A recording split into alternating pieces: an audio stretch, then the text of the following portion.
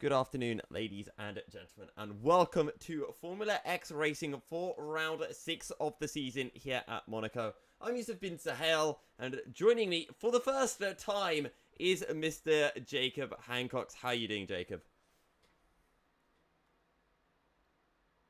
Actually got quite the significant cough, which in this day and age is not a terribly good thing. I've just had my test, and that will the results for that will be back in a couple of days. So I apologize if I sound a little bit scratchy, but I don't think it's going to stop me from being able to commentate today. And I'm very, very glad to finally be here. Well, hopefully the test will come back positively negative, if Yes. you get my drift. So, without further ado, let's get right into some stuff, because drivers have made their way into qualifying. We want to have a quick look at the championship standings, and Jacob, it does look, not only are we at Monaco, the king of spice on the F1 calendar, but we have added spice as well, don't we? Added spice. Well, I mean, if you're referring to the spice raining down or falling down from the sky, I've given the game away there, raining down from the sky. It is raining in Monaco at the moment, and we are also going to be racing at nighttime. So either one of these things could have been the spice you were referring to. Yeah, I kind of forgot that it was nighttime just because of the rain. I saw rain, I was like, right, the color of the sky no longer matters. Okay, so first things first, let's just take a quick look at the Drivers' Championship. Because Iceman leads on a whopping 202 points, almost 80 points clear of Elon Tusk in second. Third is Maverick ahead of Kenners, and then Iceman's teammate Sipos on 88. Sipos having a fantastic start to his championship campaign. Owenak is in 6th ahead of Tito. Pandov A2 UK in 9th ahead of Lowenkert. Sudek, Electrip, Tukis, Turex, Outlaw F2. In 16th is Chegg, Aris, Connor, and then Ruben down in 19th place. And a quick look at the Constructors' Championship as well. Williams leading the way, 150-something points ahead of Alfa Romeo, with AlphaTauri only 3 points behind. Racing Point is a further 15 points back, with Ferrari just 1 point behind, courtesy of some very, very strong performances from Maverick. McLaren and Renault are hot on their heels, with Haas, Mercedes, and Red Bull completing the order. So, Aldar. I'm so used to calling you Aldar, Jacob. Back to the track. The track. Monaco.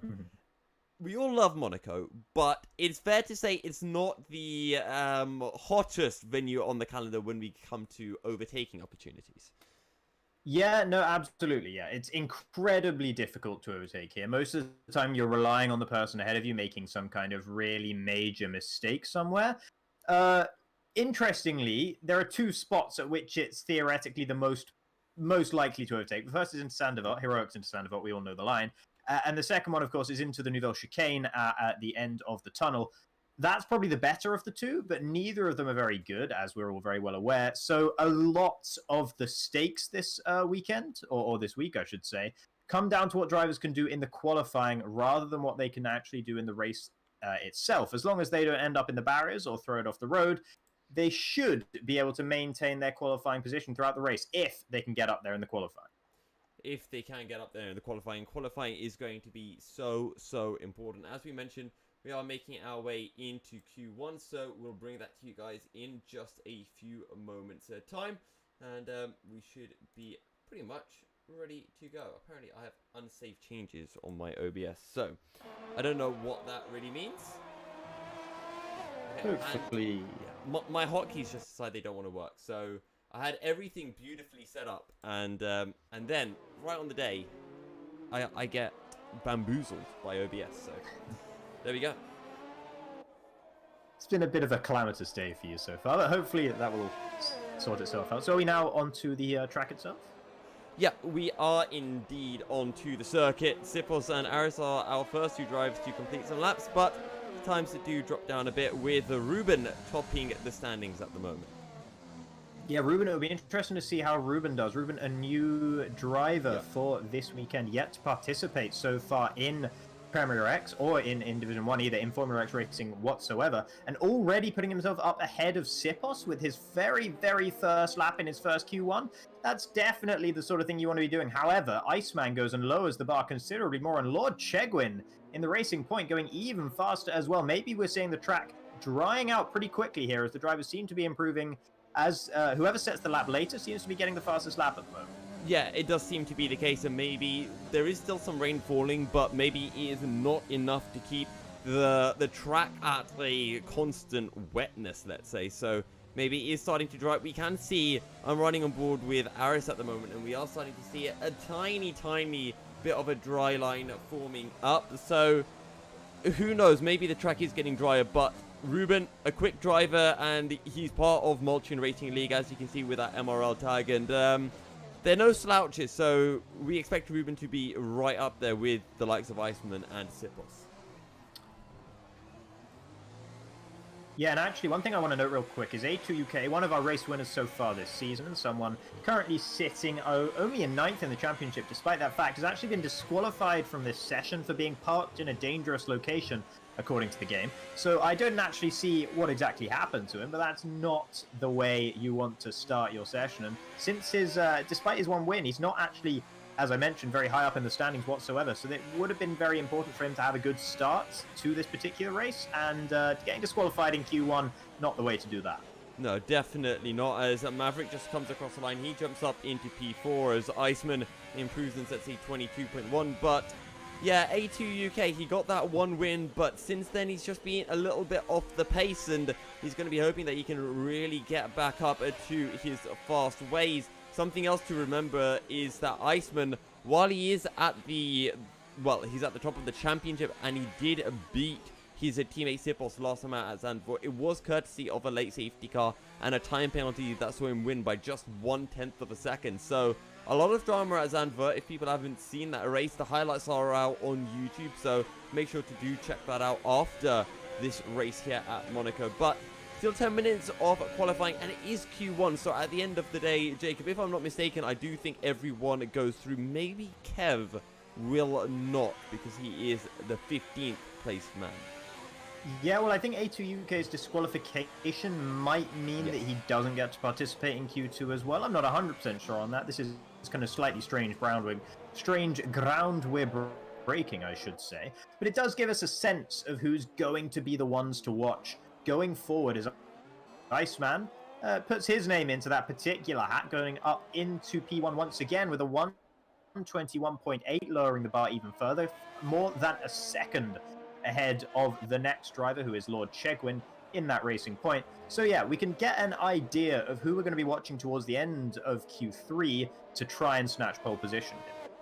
Precisely. So Turix is the 7th man to put in a lap time, and actually, rather interestingly, I don't know if it's the same for you, Jacob, but on my screen, it goes all the way down to Turix in 7th and then just jumps to 9th place. So 8th place no longer exists for us, as Maverick takes the long way round of the run of Turix, and that's a pretty nice move down into Mirabu, so maybe we'll see some of that in the race as well. Yeah, maybe. That's a bit of a hopeful one, perhaps. But yes, no, I also have the same issue with 7th to 9th. I'm being told that Romain Grosjean in the Haas is in P8, but I can't actually see him on the timing screens. It's only when I try and go from Turix to Lernkar in terms of selecting driver that I see this. So I'm not sure if there's actually someone in a Haas there that we just can't see for whatever reason, or if it's just a complete phantom. But either way, hopefully it won't affect our ability to enjoy and to watch this race. Hopefully not. And, well, if Romain Grosjean is racing, well, that is pretty cool. And hopefully we get to see the Frenchman in some action. Okay, Indeed. so, wait, hang on, I've just realised. I think I've just went on YouTube on my phone to check the chat, and I've realised there are 2 instances of the stream running, I think. So I'm really confused for a second. I don't know if other people are seeing that we're streaming twice, because if we are, I'll have to figure out a way to disable that. Okay, I'm only seeing one stream, which is probably what we're meant to be doing. So yeah, if anyone wants in chat to converse with us or whatever, we will have chat open and we'll try and interact with you. And you can let us know if you're seeing 2 streams as well. Hopefully not, because we'd rather keep everyone in the same stream. A lot easier to work out what's going on that way. Yeah, exactly. So 8 minutes left of Q1 then, Jacob. Still have a few drivers from Lowenkert, Kenners, Owen, AK, and Connor Sheridan yet to set lap times. But of course, in the grand scheme of things, none of this matters. It's just a chance to get some sighting laps down and just get familiar with the circuit, especially in these tricky wet conditions. Yeah, and all of these drivers will need every moment of practice they can get at Monaco. So they should all be out there doing as many laps as they can, particularly in the wet, because it is such a tough track at the best of times, and in the wet, it's that much more difficult. So these guys really ought to be getting all the practice they can, and just to make sure that when it actually comes down to crunch time in Q2 and then in Q3, and then, of course, into the race itself, they know exactly where the grip is, they know how to drive their car, they know whether the car's set up right, and if it's not, they know how to drive around that fact, because of course they wouldn't be able to change the setups. So yeah, I think it makes sense that everyone is out here. Maverick seems to have just absolutely filled up the car and is just going around and around 4 laps already on this particular set of intermediate tyres in that Ferrari, and I think that's the right thing to do. Yeah, and I would agree, and the wet weather conditions, one of the best things about it is the fact that you can just chuck a whole bunch of fuel into the car and you can just keep on setting lap after lap after lap, because those tires don't really wear out. You don't use so much, such a high ERS, and you don't burn it so much as well in these wet conditions, so you can get away with it. And that's why we've seen Iceman put a good 3-4 laps in on those intermediate tires, and the same here with Maverick in the Ferrari. Yeah, just want to say quickly to Jordan K in the chat, yeah, that is the correct chat that you are typing in, and I'm glad to see your hype, because we are too. Hopefully this should be an absolutely fascinating race. And Iceman, by the way, retiring from the session after putting in a few hot laps at the start, so that's a bit of a display of confidence, showing that it doesn't matter what happens to him. Sipos then goes and does the same a couple of minutes later. The Williams boys just out there showing that they don't need the practice. They are perfectly comfortable here, and that's just a little bit of a mental game perhaps that they're playing with some of the other drivers here. Yeah, showing their class, keeping it ice cool under the helmet, and maybe living up to Iceman's name. Kenneth is on a hot lap at the moment, I think. In that racing point, we saw a little bit of a weaver coming here through the tunnel and down into the Noval chicane. And he's got one of the racing points not too far behind. That's his teammate, Lord Chegwin.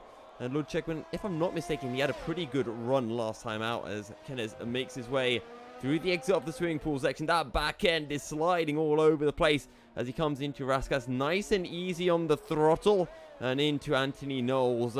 And all about getting the traction. Rides over the curb and into the wall goes Kenneth. You just have to be so careful over the curb. You can just instantly lose the traction as Kenneth does there. Yeah, and he still goes P7 at the end of that lap, so that shows that perhaps quite a few of the drivers out here not having the cleanest laps at the moment, and maybe also showing that Kenneth, provided he doesn't stick it in the wall as he comes out of the final corner, does have some decent pace around here, because he still managed to go ahead of the likes of Elon Tusk, who is, let's not forget, second in the championship at the moment. So yeah, Kenneth with a surprisingly good lap time considering the fact that he was in the wall during that lap. Yeah, and he must have lost at minimum half a second there as well, Jacob. So as you said... more than that, certainly. Yeah, an absolute minimum half a second. I reckon at least a second and a half there. So what I'm really wondering, and I had this question back in Spain as well, it's Q1. How much is everyone pushing? How much are people sandbagging? How much more time do they have available to them, do we think? Well, that's one thing that we need to bear in mind is no one wants to knock a wheel off their wagon. No one wants to have what happened to A2 UK happen in the first place. That's just his qualification. And Kev, I don't know whether he binned it in the wall or what. Aries is now retired from the session, but he was in the pits, so that's no problem for him. But yeah, if you lose one of your tires, I'm pretty sure you wouldn't be able to participate in Q2. I'm not certain about that either, but I'm of that opinion.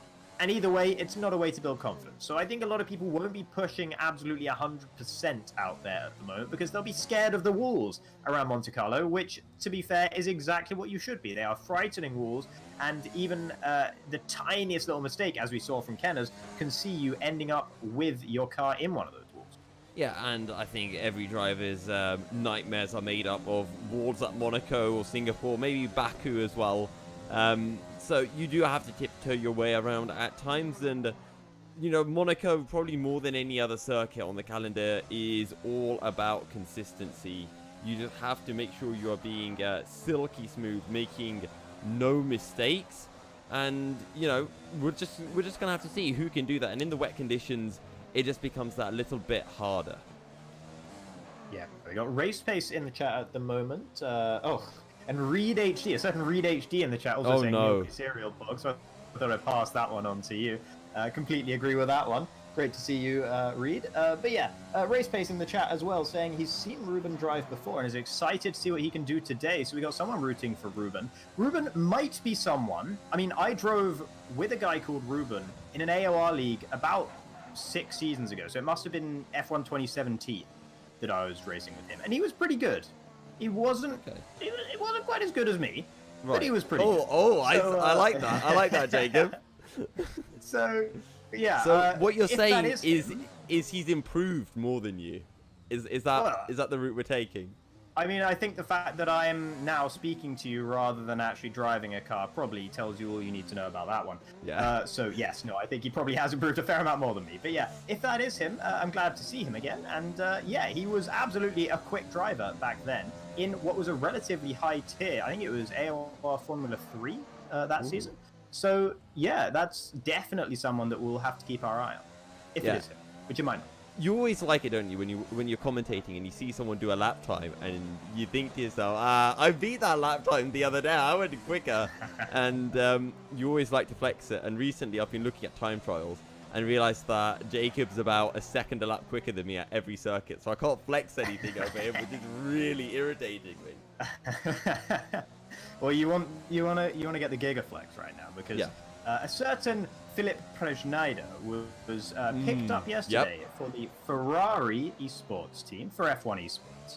In the season where I was driving in the same league as Ruben, I won one race that season, and a certain Philip Prejnida. Actually, it wasn't the same season as Ruben was there. It was the season before. Never mind. Right. But Philip Prejnida, AOR Smash at that moment in time, was driving in the same league as me, and I beat him in the wet in Silverstone. So I can officially say that once, on one night, about 4 years ago, I was better than a guy who's now one lonely summer evening. Yes, one lonely summer evening, sitting on my own in my room at uni rather than going out and partying. I beat a guy who was quite good then and is even better now. So that's my huge claim to fame. No, I was really glad to see that Prisnida got signed up. For anyone who hasn't seen the F1 esports third draft, do check it out. There were some familiar faces in the F1 sim racing or the F1 amateur scene getting picked up, as well as Manuel Biancalila, who I had the pleasure of casting back in my first ever commentary, which was almost 2 years ago. So it was great to see him get picked up. I'm sure Ferrari were a bit disappointed that they couldn't keep the Italian trio, but yeah.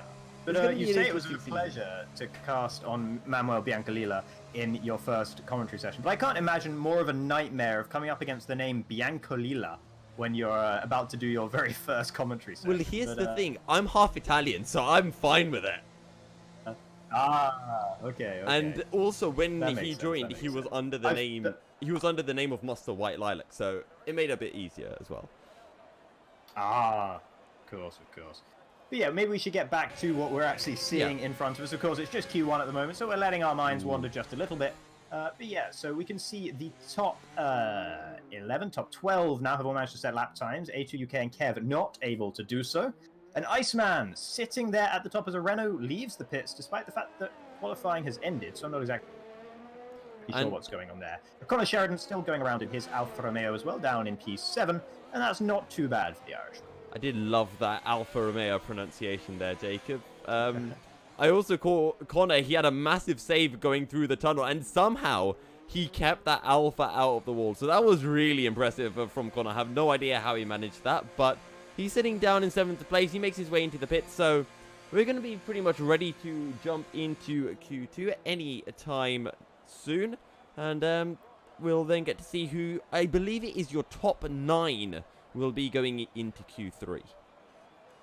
Interesting. Okay, so if it's the top 9, then that would mean that if this was Q2, which it's not, Turix, Lernkurt, Aries, A2 UK, and Kev GL would have been the ones who missed out on getting into Q3. And we'll have to bear that in mind and see whether that plays out the same way when we get into Q2, or whether the likes of Turix and Lernkurt and Aries, of course, as well, are able to step up their game just a little bit when we get into Q2, as we're seeing Turek somehow on an outlap, even though the session's been done for over 2 minutes now. I'm flummoxed and amazed that he's managed to do that, so kudos to the German for that one, because that's seriously impressive. That is very impressive from Turek. I believe the gentlemanly thing to do here is to retire from the session, or you can just make everyone watch you do a couple of laps. Oh, he's not got into the pits either. Oh, no. If he actually is able to set a lap. There he goes. Here we go. Will it be the checkered flag? Well. No, it's no checkered flag. He can push. Nope. No, he goes. Interesting. Oh, almost into the wall there. Maybe he should have got into the pits. But yeah, we may as well stick on board with the Renault driver then, seeing as everyone else is sitting there in the pits, desperately waiting for Q2 to start. I don't know whether when this 10-second timer gets all the way to the bottom, Lernkert back in the session as well. Good to see him returning. Hadn't realized he'd fallen out. But 5, 4, 3, 2, 1. Will we see the continuation of the Renault lap, or will it end here? There we go. There's Romain Grosjean, Leclerc, Ocon, Hamilton, Sainz, and Bottas all arriving in the session. See, I always the knew. time is going to stay at 0.01. I always knew Romain Grosjean was the best driver on the F1 grid. Yeah.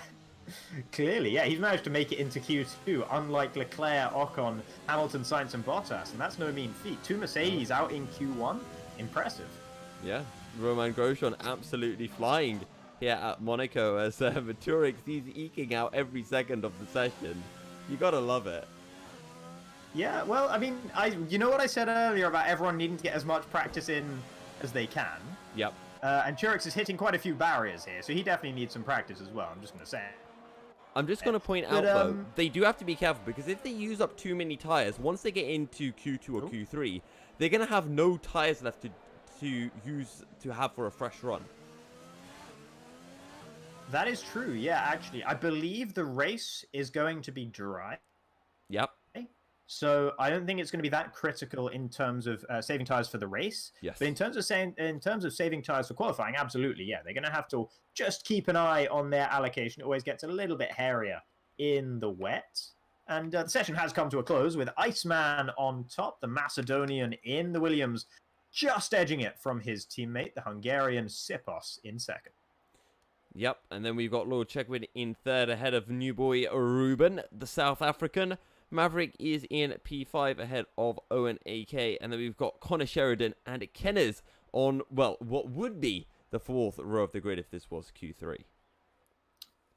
Yeah, and actually, just as you mentioned that Ruben is South African, or at least displaying a South African flag in game, Race Pace says in chat that he thinks Ruben's only started driving in F1 2019, and the Ruben I knew was, I believe, Colombian. So I think it's probably not the same guy. So there goes my anecdote. But oh well. Nevertheless, I'm excited to see what this Ruben can do, because he looked pretty impressive at the beginning, at the opening exchanges at least of Q1. Yeah. I'm just trying to think now. Do I have a claim to fame of beating anyone on a track?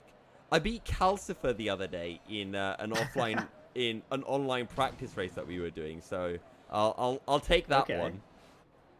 Yeah, but that could be worse. I've heard worse flexes in my life. So that's I was probably the one who did that worst flex as well, to be honest. All right, so Aries is going to lead the way out of the pits in the Alpha Tauri. He was the slowest of the guys who managed to set a lap time in Q1. So we'll see whether he's able to step up a little bit in Q2. And interestingly, A2 UK has come back, but Kev has not. Okay. So despite being disqualified, the McLaren will make a return. So if I'm not mistaken, if you get disqualified in the game, at least this is how it was in F1 2019, because my first ever league race, which was at Austria, I got disqualified in Q1 because my wheel wasn't set up properly. So it was on 720-degree rotation. So I tried to leave the pit lane, and going through the pits, it didn't turn, and I just went straight in the barrier and got disqualified from the session.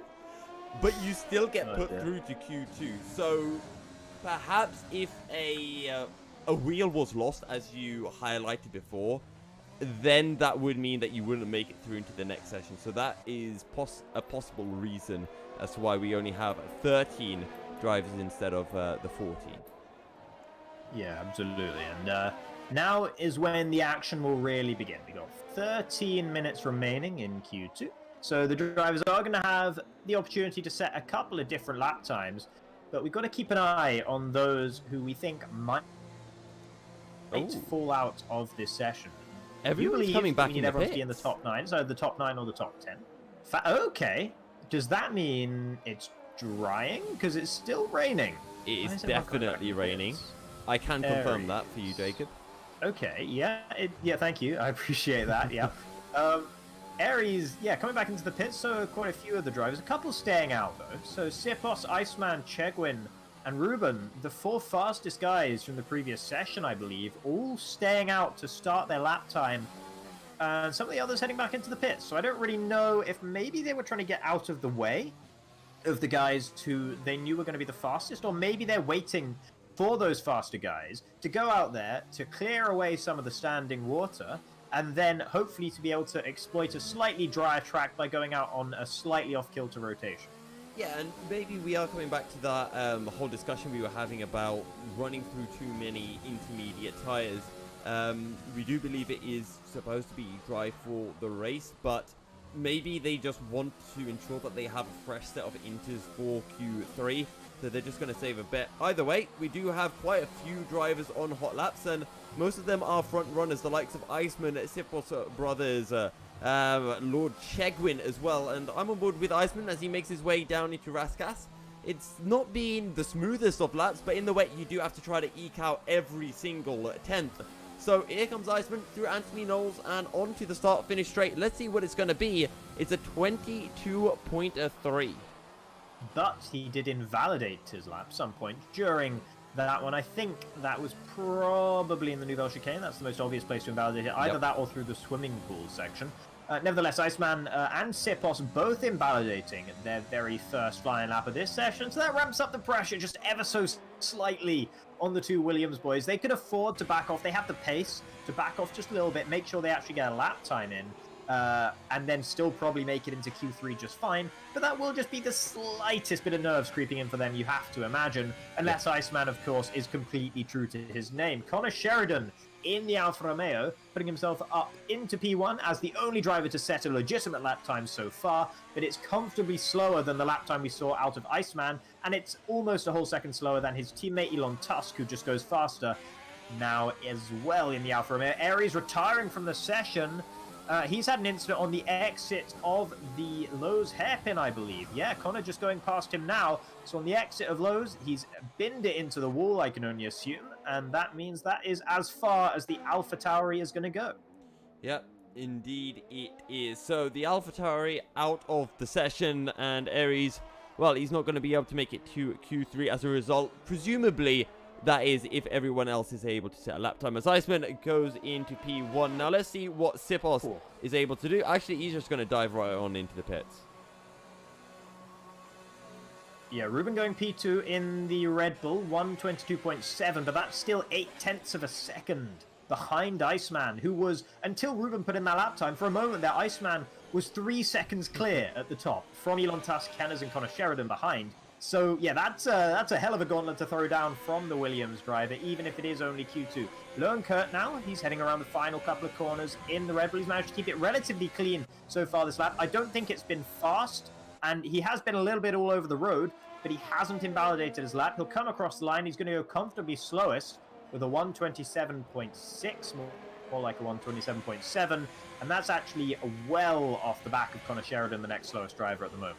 Yep, but just take a look at Maverick, because he has been wrestling his Ferrari this lap as he makes his way into Raskas. He was purple in Sector 1. I don't know if he's still purple after Iceman improved on his lap time, but Maverick makes his way out of Anthony Knowles and on the short straight, 23.3. That's not going to be enough even for P2. So Iceman, well, he still has a whopping lead at the front of the field.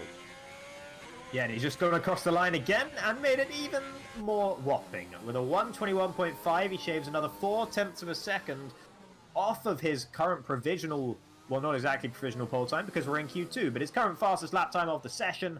And it just gets more and more impressive from the Macedonian at the moment. Sipos yet to set a lap time because he came back into the pits after invalidating his first lap. He strapped on a whole new set of intermediates as well, I believe. So that's interesting that he's using a whole nother set already here in Q2. I assume he believes that this next flying lap will be enough to secure him a place in Q3 and he won't have to go out again after that. But let's look at the rest of the guys in the mid-pack at the moment. Churix going up into P4 in the Renault. That's more like it for the German, who would have struggled to make it through based on his Q1 time. But here in Q2, just ahead of Elon Tusk, and then comfortably ahead of the likes of Kenners, Connor Sheridan, and Lernker, although he has now binned it into the wall and lost his front left end plate. So he's going to have to come back into the pits to fix that damage. However, let's take a look at Lord Chegwin, because he went purple in Sector 2. So let's see what this is. It's looking quick for the Racing Point, 22.6. And that's a fast lap time, but it's still a second off what Iceman was able to do. So at the end of the session, I think we need to take a look at the race director, because Iceman is finding a whole heap of time somewhere out on circuit. Yeah, it looks like one of the Alfa Romeos might have had an issue, or maybe just slowing right down at the top of the hill in towards what is, I believe, turn 4, technically. I now can't remember the name of, which I really should. That's Iceman retiring from the session, so he's done. Massenet, that's right. Yeah, it's Massenet. Yeah, Massenet is where the Alfa Romeo is slowing down to let both of the Racing Points through.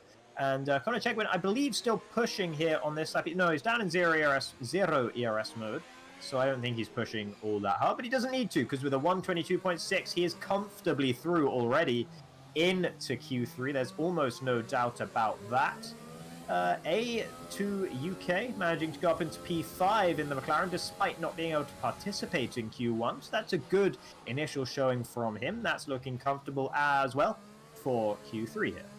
And I'm running ball with Sipos, one of the only members not to have put out a lap. And into the Novel chicane, you did run a little bit deep. Wasn't enough to invalidate the lap time, but this is looking pretty quick. And I think I saw a flash of purple on the track lap on the track map on the right of my screen. So maybe Sipos will be able to beat his teammate. Either way, it's looking good for a Williams 1-2 here at Monaco. Yeah, we'll see where he comes across the line. It's going to be up in a P2, so still not really challenging Iceman, though. They ended pretty close to each other at the end of Q1.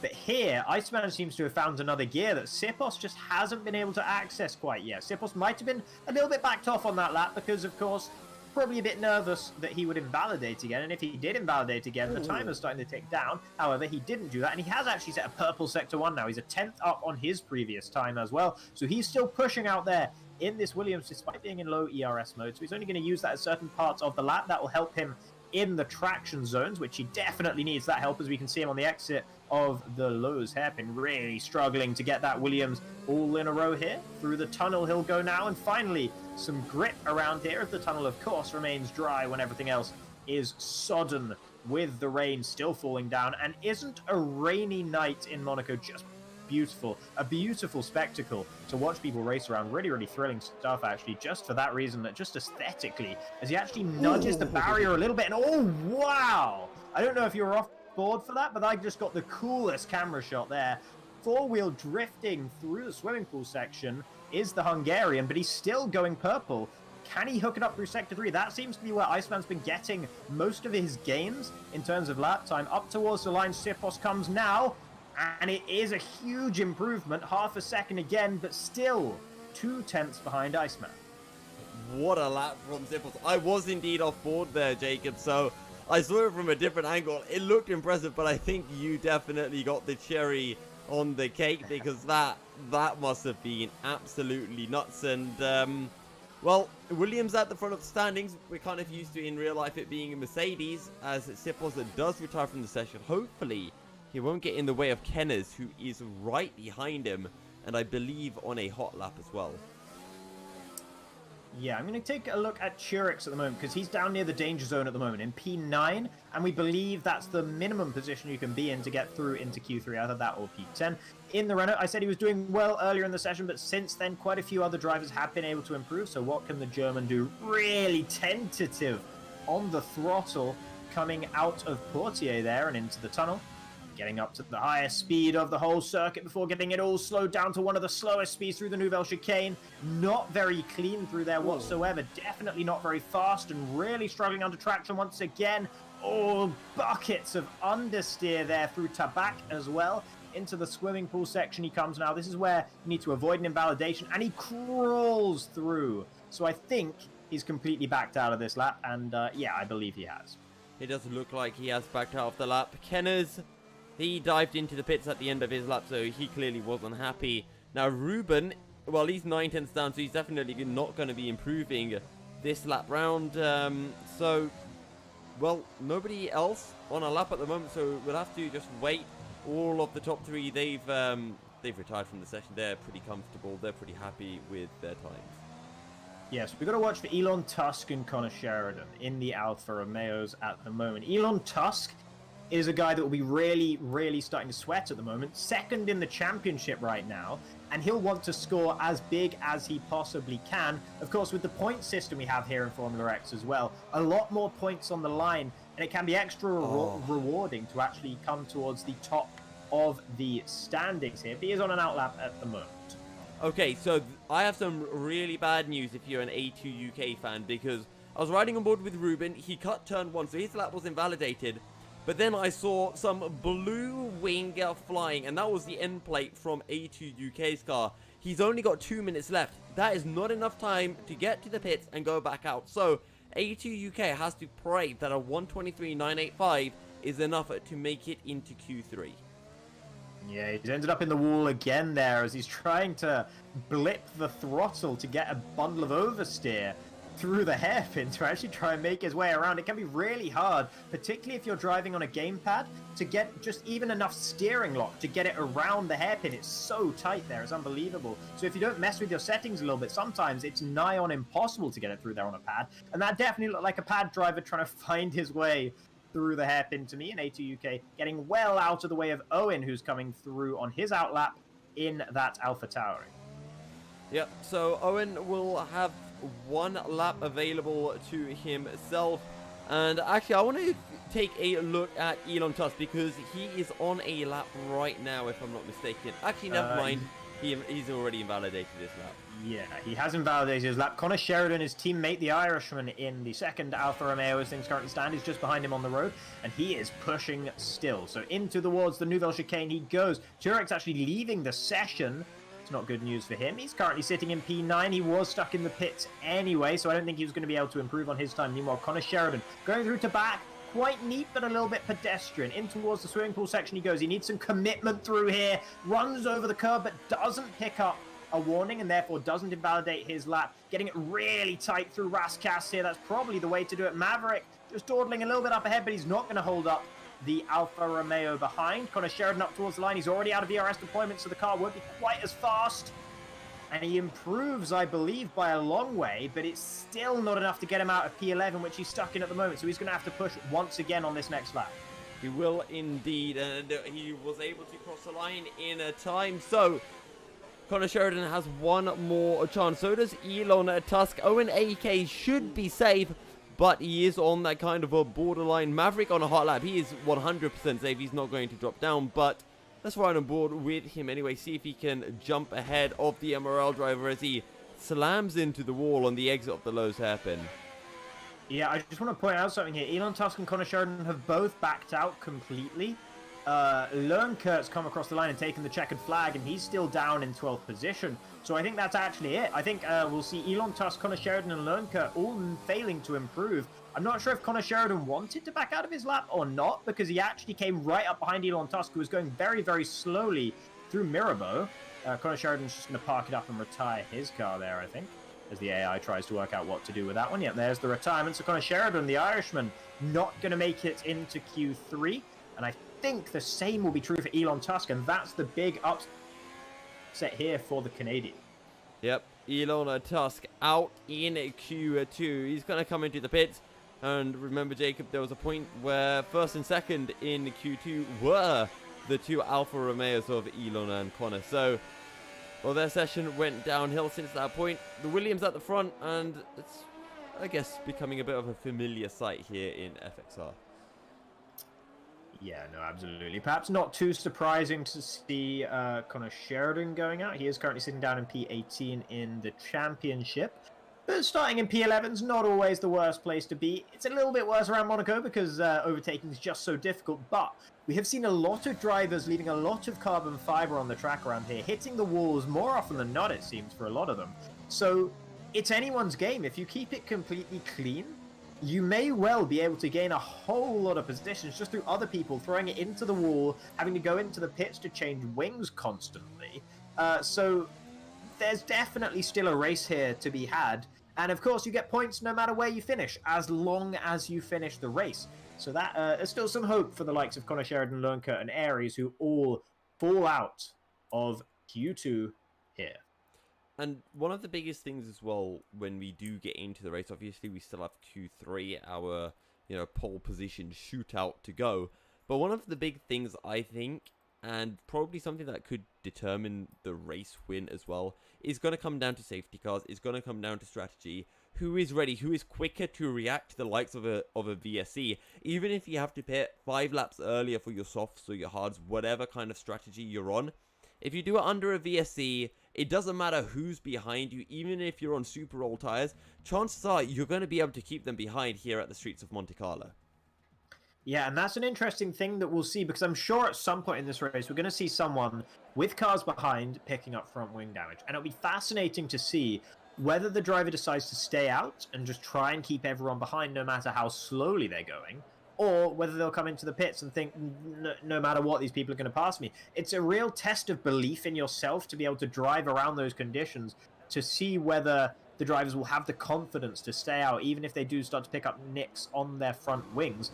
And not only that, every time you lose some of the downforce from your front wing, you're that much more likely to hit the wall again the next time, because you're going to be having so much understeer that it's so hard to account for. You're going to have to start driving the track completely differently to how you have been doing until that point. And precision is so important at Monaco as well. So if you do stay out, you risk losing it completely and maybe taking terminal damage to the car. And as I'm sure you yourself know, Jacob, and any of our viewers who, do league racing, once you're in a rhythm, you can get set in those laps and you can just feel comfortable. But once you make that one mistake, once everything starts going downhill, and then, effectively you're taking a break from doing laps by coming into the pits, changing your front wing, that's when more and more issues can then start to happen. Absolutely. So into Q3 we go now, with Sipos being the first one out of the pits. That's the pole sitter from the previous 2 races, both in Spain and in the Netherlands. And I believe Spain was his first race in the championship. Yep. So, yeah, he's been very, very strong in qualifying and in the race, of course, as well. So far this season, he's really thrown down a gauntlet to Iceman, who was comfortably leading the championship and still is comfortably leading the championship, but definitely has a bit more of a threat in the form of his Hungarian teammate now. So Sipos will be the first one out here trying to claim his 3rd pole position in a row as he starts his lap here in the Principality. Yeah, and Sipos only done 2 races, and arguably the quicker driver than Iceman. He won on his maiden race back in Spain, and last time out at Zandvoort, he was far, far ahead of Iceman. He had it in the bag until a very late safety car came out and changed everything. But here in the wet, Iceman seems to be the quicker driver. What can Sipos do in Q3 as he makes his way into Sector 2, into the low ZEP, and gets it right up on the curb and eases it back on the power? Look at the shorter shifts that Sipos will be pulling out as he makes his way through Portier and down into the tunnel. And this is where you mentioned, Jacob, the track gets drier and you can pretty much take this flat, but you do have to be careful because sometimes you can just get a bit of understeer down the gears into the Novel chicane. Cheat as much curb as you can out of the game without it giving you a penalty. As you make your way into Tabac, you can throw it around in the dry, but in the wet you've got to tiptoe it all the way through and into the swimming pool section. Now, no one going to be jumping in the swimming pool on a wet Monacan evening. Into Raskas, we've seen some drivers hold it super tight, but not Sipos, and he's going to blip the throttle and dive into the pit. So Sipos not happy with that lap. Yeah, interesting, because he was actually 3/10 up on Iceman through Sector 1. Through Sector 2, he was a further, I think, 5/10 up on his teammate. So he was going a lot faster than the Macedonian in the Sister Williams, so I can only assume that Sipos must have invalidated his lap sometime around there. Turex with a 1:27.1, that's not going to be a fast lap time in this session. As Iceman comes up towards the line, it's a 1:22.4, but Chegwin in the Racing Point going even faster just behind. So has a 3rd contender entered the ring for pole position here? Well, here comes Kenneth at 23.6, and he's a little bit off the pace. The man I do want to take a look at is this man on our screens, Maverick, because... Oh, never mind, Maverick is coming into the pits. The good old commentator curse coming in clutch for us. Yeah, the mini-map is as red as the car for Maverick at the moment, so he has invalidated his lap sometime around there, and he'll be heading straight back into the pit. So 5 drivers have been able to set a lap time so far. Owen in the AlphaTauri, the Norwegian driver, coming through Anthony Noj now through the final corner, getting the power down pretty smooth, actually. No real big moment under traction for Owen, but it is slow. A 124.9 puts him 0.8 of a second away, or near as makes no difference to A2 UK up ahead. Yep. Turek actually at the moment, he's 2 seconds quicker, so he's going to be looking to just about jump ahead of Owen.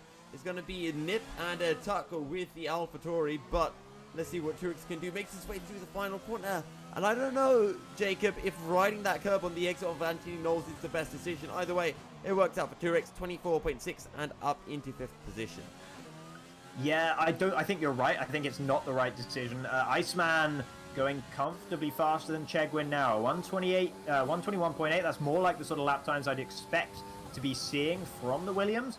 And now it's up to Sipos to improve. And that lap time also more on a par with what we were seeing from the first couple of sectors from Sipos as well. Elon Tusk just went purple in Sector 2. After almost not making it in to Q3, he's gone purple in Sector 2. Huge moment as he heads towards Raskas, and he's got the braking all wrong. Way too deep into the penultimate corner. Through the final corner he comes now. Can he keep it all in a line? He can, but I think he's just completely backed out of this one as he heads up towards the line. It's a 124.1, but he was purple in Sector 2. So something evidently went right that lap, but I think some other things also went wrong.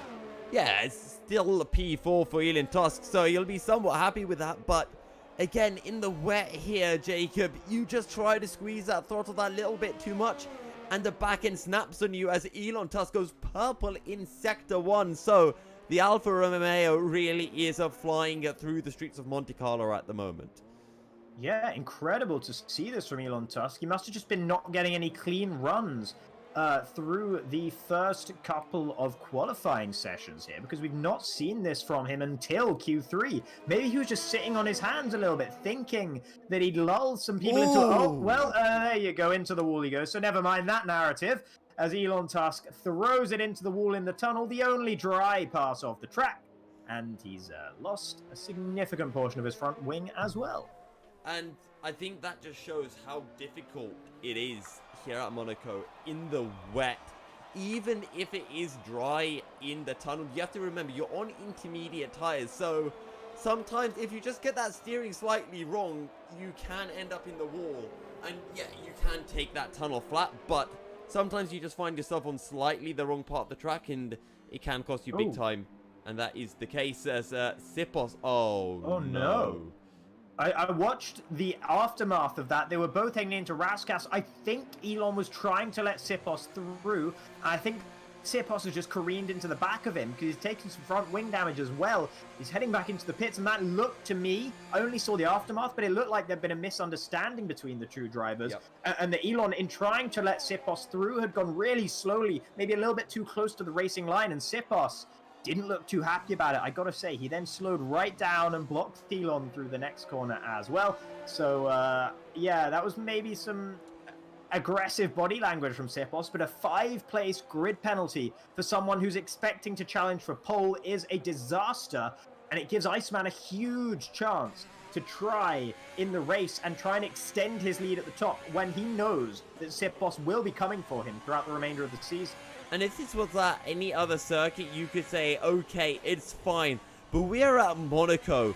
It's going to be so tricky for Sipos, especially when we consider how much quicker usually Iceman and Sipos are compared to everyone else. Because if Iceman can get a good start, he's going to absolutely blast away from the rest of the field. Maverick across the line, 23.3. It's going to be enough for third place for the Ferrari driver. Yeah, decent lap time there for the Ferrari driver. Just want to say, anyone out there in chat at the moment, if you have your particular pick for pole position, who do you think is going to take it here? You can include Sipos even if you won't line up on pole. Whoever's going to set the fastest lap in the session, that's what we're asking for. So let us know in chat if you have any particular opinions about who is going to make it to the front of the grid here. Kenners is on a flying lap at the moment, currently in P4 in that Racing Point, being overshadowed, I should say, by his teammate for the time being, but looking neat and tidy and a little bit up on his previous lap time, but only about 1/10 of a second. So he really needs to improve heavily through the final sector here. Turns in quite nicely for Raskas, having to take off way too much speed though at the apex, and I think that would have compromised him just a little bit. And up towards the line he comes now, and I don't think we're going to see him improve. Or we do, but only just. Yeah, Kenneth lost a lot of time in Sector 2 because we switched over to Kenneth, and actually, he had pretty much the same moment that, that Elon had, losing his back end through the tunnel, and he had a little tap with the wall. He was able to save it, but he lost a whole bunch of time. And once again, Kenneth 2/10 up in Sector 1, but sadly, he's already invalidated his lap time, so he'll have one more shot. Yeah, obviously Iceman coming out in chat as a prediction for pole position. Iceman still in the pits at the moment, just leaving the pits now in the Williams and just commencing his outlap. Lord Chegwin is out there, and he'll have something to say about that in the Racing Point. It's Chegwin and then Tsipos, who look like they have anything to take out of Iceman here. Chegwin, it's going to have to be a monster effort for him because he's been comfortably about half a second off of the pace. But if he can just find that extra half a second, which is sometimes easier to do in the wet than it is in the dry, you can often somehow find something there that you just realize, some sort of eureka moment perhaps. So Tsipos, purple through Sector 1 as well. It's not over yet, and maybe it's not as obvious that Iceman will take pole as we think. Yeah, has to be careful. I was just taking a look at Maverick, and he got right up onto the curb through the lows hairpin, and actually he pretty much grounded himself into the wall, so he's lost part of his front wing, I think. So qualifying is over for Maverick, but let's see what Tsipos brothers can do. He needs to get everything he can out of the Williams, because wherever he starts, he's going to be 5 places down due to that 5th-place grid penalty. He can't be removed as far as I'm aware. Through to back we go. Tsipos has a bit of understeer. He's forced to just lift out slightly. Purple through Sector 2. Iceman's on his outlap. He'll have a chance to nip his teammate from what looks to be provisional pole. Tsipos makes his way into Raskas. Easy on the revs. Short shifting up to 3rd. Drops it down to 2nd. Watch the short shifts. Up into 5th. Up into 6th. He's not getting any revs at all. Being so careful. Across the line. And it's a 21.792 from Tsipos. A 300th faster than his teammate. Yeah, Chegwin's on pace as well through Sector 1. He's matched Iceman's previous lap time. He's a 10th down on what Tsipos was able to do. Through the Nouvelle Chicane he goes, and that looked pretty neat and tidy as well in the Racing Point. He needs to be committed as he can through Tabak, and he gets the line almost absolutely perfect there. He's 2/10 up on his previous lap time. It's not quite as fast as Tsipos, but it's definitely a fast lap here in the Racing Point. If he can nail Sector 3, he's in with a chance here. What can Chegwin do now? Into the final corner he comes. Yellow flags. Hopefully that won't take his eye off the ball too much. Avoids the exit curb as well. Up towards the line he comes now. Where's this going to put him? It's faster, but it's not fast enough. A 1:22.0 keeps him in P3 for the time being. Meanwhile, Iceman improving on his previous lap, but he's hit the wall through Tabak, and he sent Carbon Fiber absolutely flying up into the air. He was purple until that point, but now his car will be a boat through the final sector, but in the wet, maybe that's just what he needs. Yeah, and actually, Tsipos was a little bit quicker as well, so even if Iceman improves, it's not all over. Let's see what Iceman can do. Onto the start-finish straight, across the line. He improves, but Tsipos is still on a lap. He's only a 10th up. I think Iceman has got this in the bag, unless Tsipos has pulled a masterclass final sector. Oh, it really was, but not quite enough from Tsipos. Iceman and Tsipos are incredibly quick here at Monaco. I do not understand what we just saw from Iceman. That is incredibly impressive. He slammed the wall on the exit at the back. Elon Tusk almost losing it as he goes across the line on his final flying lap, improves, but only good enough for P9. And for a man who was setting purple sectors, I don't understand that, why he's still down in P9. He just couldn't string a whole lap together at any point in any of the sessions in the Alfa Romeo. But nevertheless, Iceman losing a significant portion of his front wing through to back, slamming the wall, and then absolutely nailing the final sector. How did he do that? Maybe it's faster to ride the wall. You remember when they had the virtual races here at Monaco? They had the damage turned off though, and all the drivers, they were just riding the walls around all the corners. It was brilliant. So maybe Iceman taking a leaf out of their book, but Elon Tusk, he had a massive moment coming.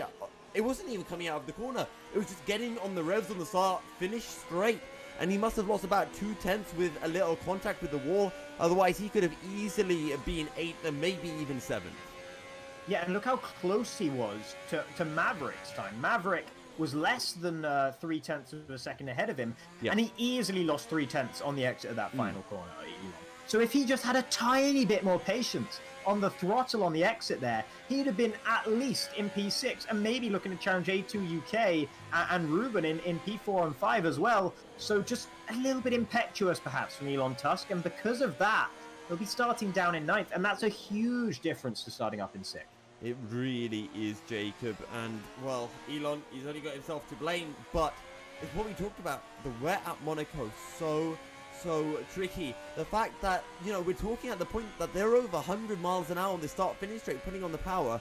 They still, at that point, cannot go flat out because the back end will step out. They still need to be short shifting, and in qualifying, you just want to get that little bit greedy on the throttle. It's understandable, but mistakes do happen, and it does cost Elon Tusk a few positions at the very least. Yeah, absolutely. And you're mentioning Monaco in the wet. We got some, well, I won't say love for Monaco in the wet. It's anti-love. It's the opposite of love there.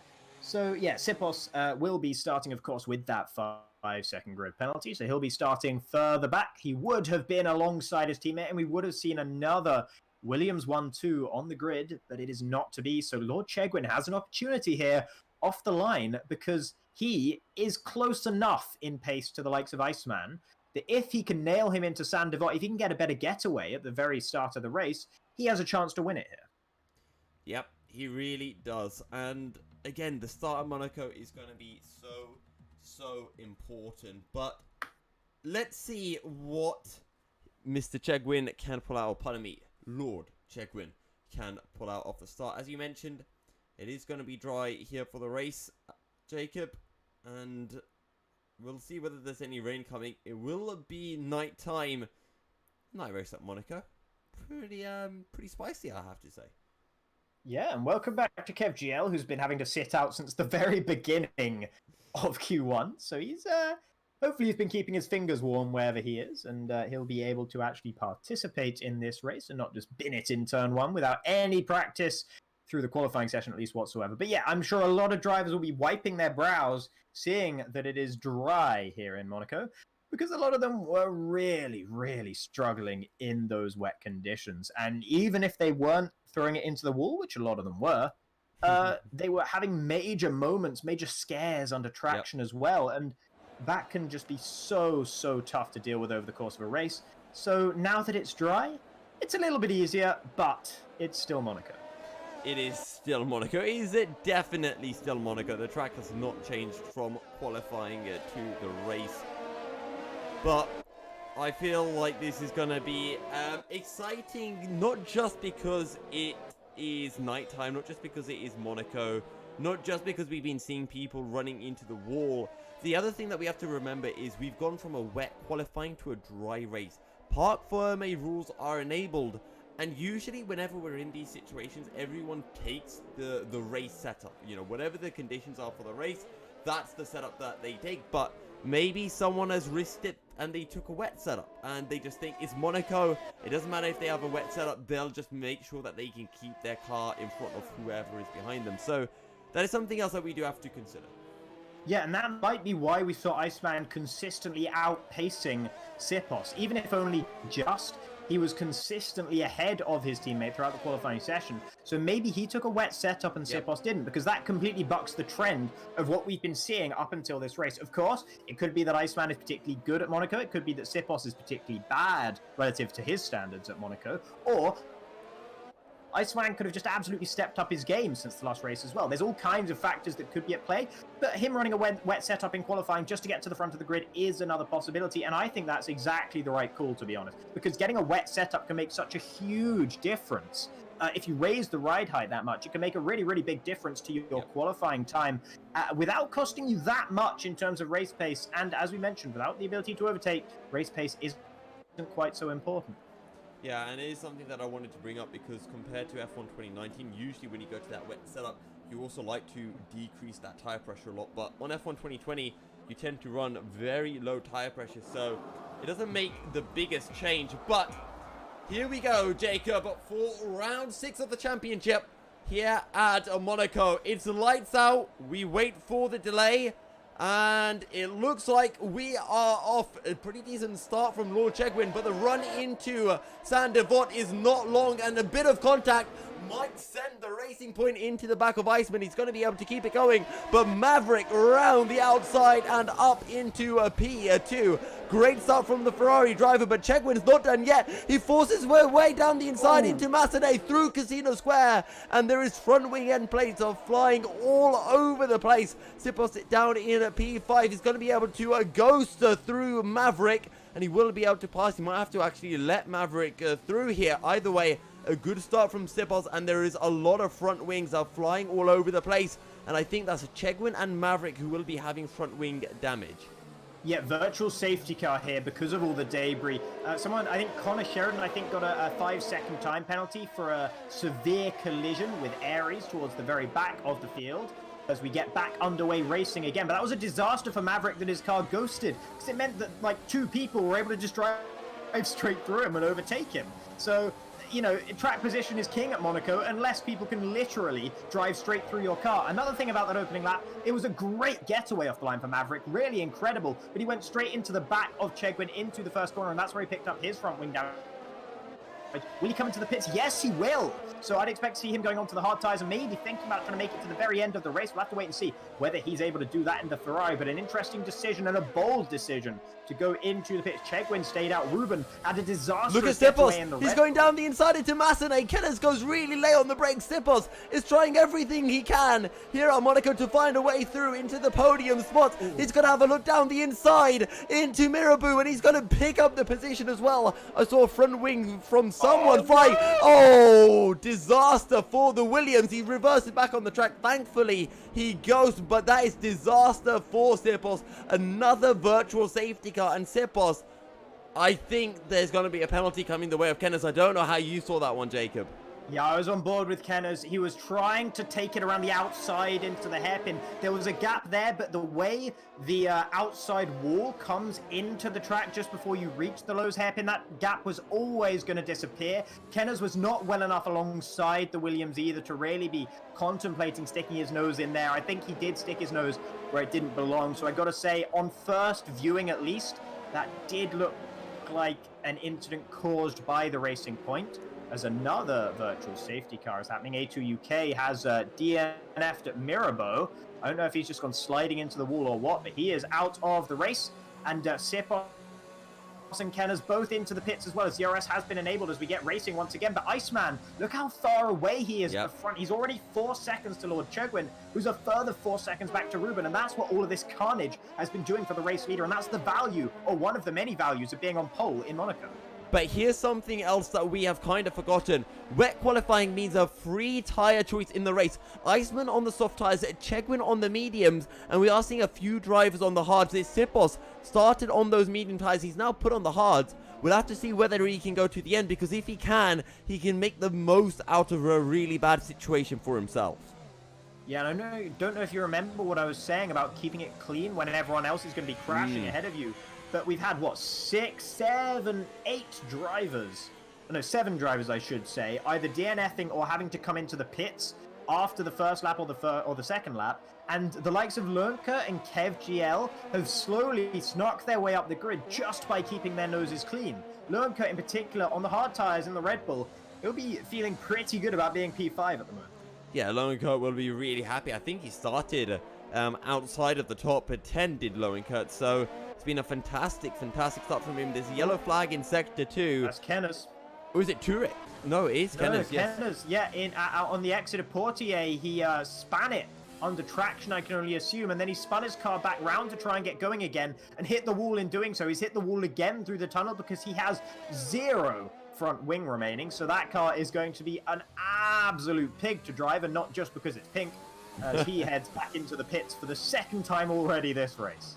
Yeah, well, Kenners, he started in a P3, and he's already, well, after he makes his pit stop, he's going to find himself almost getting lapped by Iceman, so Kenners' race has gone from bad to worse, and actually somehow Sipos, due to all the carnage, he's come out of the pits in 8th place. Yeah, that's the benefit of everyone else being involved in their own carnage as well, is the fact that yours is less punishing. Because you had, 6 other drivers behind you who have either DNF'd or had to pit.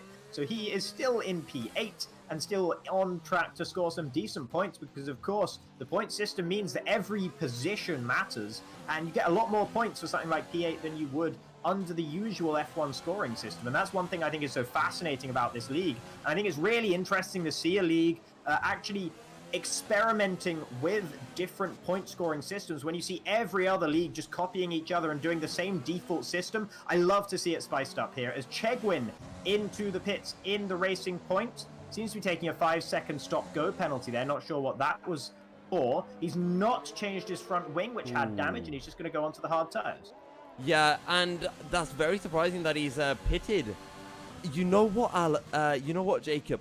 I reckon he's forgotten to switch from auto front wing change to yes on that MFD. Yeah. And it just hasn't changed the wing for him. I think we're going to be seeing him coming back in the pits at the end of this lap.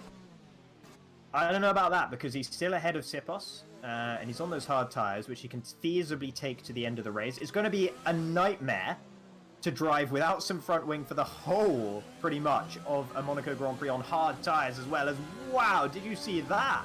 On the exit of Miramo. What a hold that was from Lord Chegwin.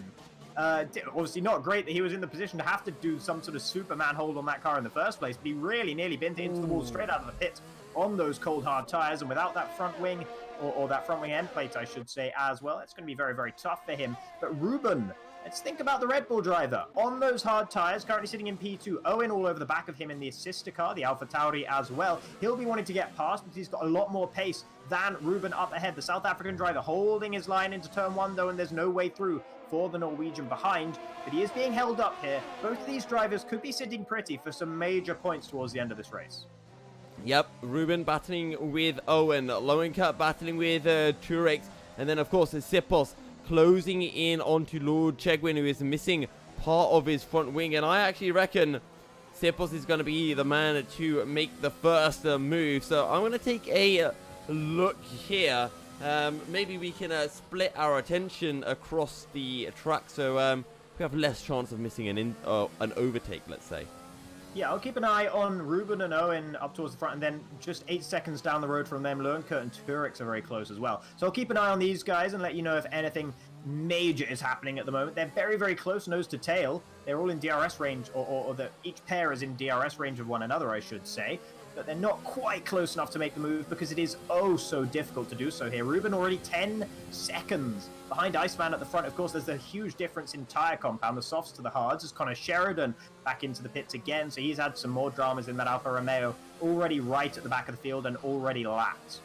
Oh, Chegwin is really getting hunted by Sipos. He's taking defensive lines into pretty much every corner. Sipos, I guess, well, he'll first have a look down into turn 1 into Sandoval. He's all over the rear end of the Pink Panther. DRS open. Does he have the ERS? Does he have the speed to make anything work? No, he doesn't, because Chegwin, I'm sure, just to use up all of his into T1. And Sipos will have to sit behind in P7 for now. Yeah, that's another thing about this circuit that makes overtaking... No, you're kidding! Round the outside of Massenet. He's going to be on the inside. No, he can't quite make it work. Sorry about that one, Jacob. But Sipos, he is looking for any way past Chegwin here. Yeah, don't apologize. That's incredible. I just caught that out of the corner of my eye as well as you mentioned it. Oh, if Sipos can do that next lap, that definitely... I'll tell you what, he didn't make it through there, but that gives Lord Chegwin an extra something to think about next lap. He is going to be absolutely... Well, I won't say exactly what he'll be doing in his pants, but you know what he'll be doing. Because he is going to have to be thinking every single part of the lap. What is this Williams going to do next? What is this madman behind me going to try and do as they both make their way past Kev GL, who's ghosted in his Haas at the moment, so I'm not sure what's happened to him. Hopefully he hasn't had too many connection issues, but Sipos almost into the wall on the exit to back as well. But Lord Chegwin is going to have to be thinking every single corner. He's going to have to be second-guessing himself everywhere, going defensive around the whole track, because if Sipos can think about it around the outside in Massenet, he can think about it almost anywhere here. I was about to say it's extra difficult to overtake at this track because you don't have to use ERS to keep anyone behind, and apart from the two main overtaking opportunities, so you can save ERS throughout the whole rest of the lap. Just use it through the tunnel and on the main straight, or the pit straight, I should say, and you should be fine keeping the guy behind. and that means you're not going to be able to deplete the battery of the guy ahead. But Sipos looking to change and flip that script just a little bit. Up towards Mirabone now. Chegwin having to go just a little bit defensive through here, and maybe a tiny bit of contact between them as well, nose to tail. Sipos really wanting the Racing Point to get on with it here. Yeah, and Chegwin is doing exactly what he needs to do, which is park it on the apex. He gets to the apex, he slows it right down. There's absolutely nothing that Sipos can do about it. And then he just points and squirts out of the corner, just like a BMW driver on the road. And Chegwin using that Mercedes engine. Oh, Chegwin's hit the wall into the Noble chicane. Front wing flying, and Sipos will find the way through. He needed Lord Chegwin to make a mistake, but Sipos is now up into 5th, and he has clear air in front of him. Going to go into armchair psychology mode here to say he got in Lord Chegwin's head and forced the mistake from the Racing Point. We'll never know if the Racing Point driver would have just made that mistake on his own anyway, but he's having to go into the pits because he took such a significant portion of front wing damage. It's his second stop of the race as well, so he's going to be dropping well down the order. And for someone who I said had an opportunity to win here, his race has not gone the way he was planning, that's for sure. And Sipos putting so much pressure on the Racing Point that he eventually made the mistake. And the interesting thing as well for Lord Chegwin is he's had to put on medium tires. So we don't know what set of tires everyone took, because you can take, more hard tires, you can take more soft tires. So Lord Chegwin, that might have been his only set of hard tires that he had that were used in that first stint. So now, will he try to make the mediums go to the end, or maybe a late stop onto some softs? Yeah, this is a disastrous race weekend, or race day, I should say, for the Alpha Romeos. Elon Tusk in the wall in the swimming pool section. Both of them have now been lapped. Both of them are coming in for their second stop. Or is this Elon Tusk's third stop of the race? It's either his second or his third stop, but either way, he's dead last, so it hardly makes much of a difference. Now, onto the mediums he goes as well, so he's going to be struggling a little bit to get those all the way to the end. And yeah, his third stop of the race already. And for the guy in second place in the championship, this is turning into a disastrous race. Yep, we're 10 laps in, and Iceman has already lapped everyone up to the top 10. So that's something to consider. Yeah, I tell you what, though, Iceman is losing time hand over fist to Ruben behind at the moment. Of course, 9-lap-old soft tyres, he's really starting to struggle on those, and Ruben on those hards, having no such issues whatsoever. So the Red Bull is really closing down the Williams up ahead, as Kenner's in the Racing Point, picks up a 3-second time penalty. But that gap, come down about 3 seconds in the last couple of laps. So Iceman will need to think about going into the pits sooner rather than later. Yeah, but Iceman, he's got plenty of time to make that decision. Yeah. I wonder if Kenner's unlapping himself from Iceman. Yeah, he's having to head into the pit. Sorry to cut you off there. But yeah, getting unlapped by the guy in 11th is a good sign that you should probably get rid of those tires. Yeah, but let's not forget as well that Kenners did qualify in a 3rd place. He's got fresh hard tires on, so, he's not someone who should be in 11th place. Either way, Iceman, he takes the hint. He's into the bits. He's going to put on the medium set of tires. And the crucial thing is going to be, where does Iceman feed out relative to his teammate Sipos? Yeah, it's a wing change as well for Iceman there, I believe. So that explains why he was losing so much time all of a sudden. He's made a mistake somewhere around the lap. And as a result of that, he had to rechange his front wing. And look who he's behind. It's Lernkert in the second of the Red Bulls on those hard tires. Lernkert has not had the pace of his teammate up ahead even remotely. He's 17.5 seconds behind him at the moment. And Iceman is stuck behind him. This could be a disaster for the Macedonian. Ruben has a huge opportunity, and especially if Lernkert plays the team game here and holds up Iceman as best he can, we could see a different race winner here. But let's not also forget as well, Sipos is only 2.5 seconds behind now. Lernkert had a bit of a D-thing. Here comes Iceman. He can't find any way here through in the tunnel, maybe down into the Noble chicane. He'll look for the inside. He needs to make the move work fast. Lernkert locks up. Now Iceman can look for the exit and look for something down into Tabak. Yeah, incredible defense from Lernkert into the Nouvelle chicane, and not giving Iceman any more room than he needs to through Tabak as well. This is excellent defensive driving around the outside of both corners from the Red Bull. Iceman looking a little bit speculative in the Williams, of course, but you can see how much Lernkert is struggling, locking up into every corner through Raskas.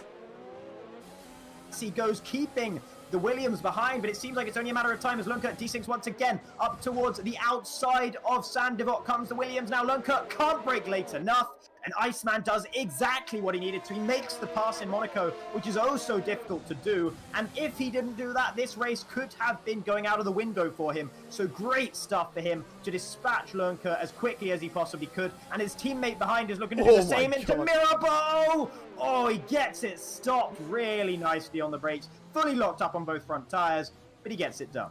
Sipos is a man on a rampage right now.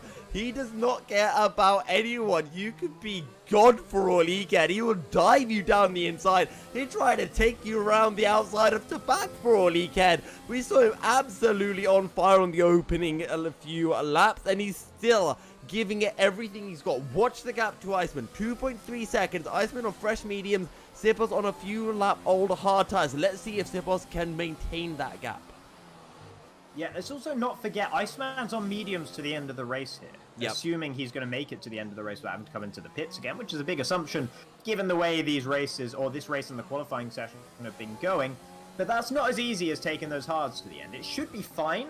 We can see Owen's mediums are hanging on really nicely in P2 at the moment because he's all over the back of our current race leader. Looks like Turex has had an issue through the Lowe's hairpin, I think. I think those yellow flags were for him in the Renault, but he's held on to P9 for the time being, so hasn't lost track position as a result of whatever happened there. And we had a yellow flag at the end of Sector 1. That was actually Kenners who found himself going into the wall through the Lowe's hairpin, I believe. He's now being lapped by Ruben and Owen. So Jegwin dropping down the order. He picks up a 3-second time penalty as well. He's got a few penalties already to his name. Oh, pardon me. And you know, as you mentioned earlier, a lot of points in the FXR League. We're not running the standard F1 point system. A lot more points out, more people get points. So it's so much more important that even if you're having a bad race, to keep your composure and keep on pushing.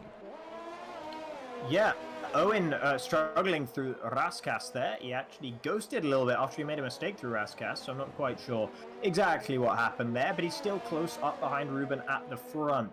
Seeing in chat, someone's hoping for some Williams on Williams action. I think we're going to have to wait a little bit for that one, because Sipos is on those 10-lap-old hard tires compared to the 3-lap-old medium tires of Iceman up ahead. So it'll be a miracle if Sipos is able to close down his teammate in P3 at the moment. But coming towards the end of the race, those hard tires might just come back into their own, even though they are 8 full laps older, but we'll have to wait and see whether that's possible. Of course, plenty of time for more drivers to make mistakes, as I think I saw a 3-second time penalty for Lord Chegwin in P7 as well. And he definitely has some good pace around here, so hopefully he will be able to keep it clean and get up to the back of Maverick up ahead. But Maverick, no slouch here in Monaco either. No. And let's see what Maverick can do on those old hard tires. And what do we reckon then, Jacob? Is that kind of crossover point where those mediums will start to get a bit slower than the hards? What, around about now for the likes of Ruben and Owen, or maybe a few more laps? Owen is starting to fall a tiny bit away from Ruben, but not by very much. So I think, and Ruben, let's not forget, Ruben looked faster in qualifying, throughout qualifying, than Owen did. Not by a huge margin, but definitely a bit faster than the AlphaTauri. So the fact that he is sticking with the race leader at the moment suggests to me that the mediums, even after 14 laps, are still performing a little bit better than those hard tires that are on Ruben's car. And Ruben really struggling, actually, through Lowe's hairpin there. Owen having a lot better of a time through there. So I wonder if Ruben is driving on pad and Owen on wheel. That's definitely what that looked like to me, at least. Connor Sheridan and Kenners both into the pits once again. Quite an amusing thing just happened to Kenners, I think. He just went into the pits and took off a set of 1-lap-old mediums and put on a set of 2-lap-old mediums, unless I'm very much mistaken. So that's an interesting one. I think we've got to that stage where people have pitted so many times that they don't have fresh set of tires, and all they can do is just put on a few lap old tires, and I think it makes more sense for Kenneth to do that than to put on the hard tires at this point. But I'm just watching Ruben now, just watching the wheel inputs, and I definitely think he's on wheel. It doesn't look digital enough to be a pad, unless I am mistaken. Okay, well, fair enough. Maybe he just had a particular struggle through the hairpin on that lap. Kenners, oh god, he's had another moment. He's through Massenet, I believe it was that time, into Casino Square maybe, but he's had another moment in the Racing Point, and he has you guessed it, some front wing damage. Yeah, I was going to ask, how many spare front wings do you get in F1 2020? I think it's infinite, but if this was my team mode, he'd be getting negative money for this race, I can tell you that much. But yeah, I believe it's infinite. Owen dropping away from Ruben at the front. Now 1.9 seconds, 2 seconds. So I think we're seeing the crossover point unless the AlphaTauri has picked up wing damage, which of course is the proviso we're going to have to add again and again around here. Yeah, front wing damage. There you go, front wing damage. So that's why he's falling away from Ruben up ahead. Tragic to see that from Owen because he was really hanging on. But he is still really doing very well in this race and still in with a shout of maybe not a podium unless Iceman, Ruben, or Sipos brothers have some sort of incident, but definitely for P4, which is a huge amount of points. To be fair, though, I think Owen's at the right period as... Oh, wow. That is a racing point facing the wall. I'm pretty sure that was Kenner's. No prizes for guessing which one. Yep, that's Kenner's in the wall with 0 front wing once again. Oh, into the pits, just about. And, I mean, I guess Kenner's just thinking, you know what, I've already damaged my front wing. Let me get rid of it all. Oh, and that is not good, actually, for Owen because he gets held up by the racing point coming out of the pits. So, well, while Kenner's keeps on changing his front wings, I think Owen, he got a little bit lucky with that front wing damage. As in, at the time he picked it up because he's right at that kind of point to switch over from the mediums to the hard tires. Yeah, I think he probably would have wanted to go a little bit longer, maybe towards the likes of lap 21, 22 maybe, because I think those medium tires were still hanging on pretty well, and that gives me a lot of hope for Iceman as well, that maybe he's just going to have the pace over Sipos for the whole rest of this race, because with those 8-lap difference, the delta between those two tires, you may never see a changeover point before the end of this race between those older hard tires and the fresher medium tires, if the mediums can hold on that well. Yeah, and I'm starting to think that maybe that kind of crossover point is around 20 laps into each set of tires. So, either way, fortunately for Owen, he came out just in front of Lowenkert. So, a few tenths ahead, he's in 4th place. He doesn't have to do what Iceman and Sipos did and find the hard way past the Red Bull.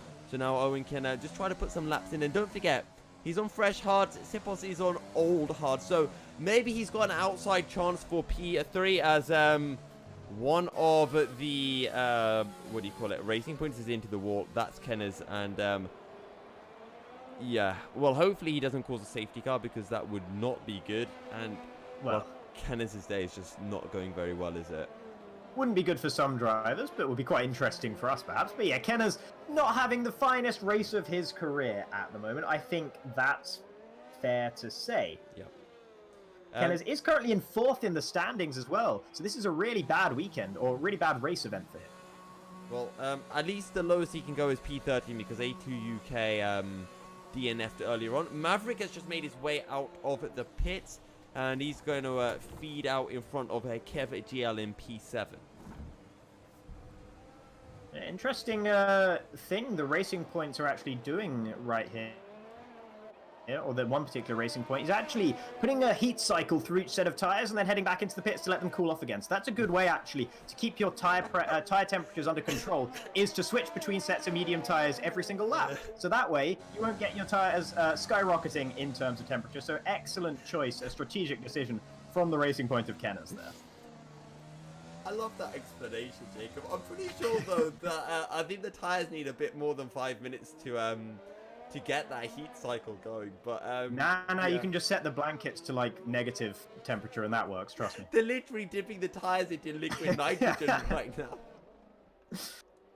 Lowenkert into the pits from P5. He's going to change front wing, as you might expect, and onto a set of medium tires, having done a stint on the hard tires so far this race. He is having a pretty good time of it, despite the fact he has had to change that front wing in the pits. He's kept it relatively clean out here, and he's punching a little bit above his weight, perhaps. Yeah, and someone who might be considered to be above his weight is the man in 7th place, the Ferrari of Maverick. Both Maverick and Lowenkert are on now fresh medium tires.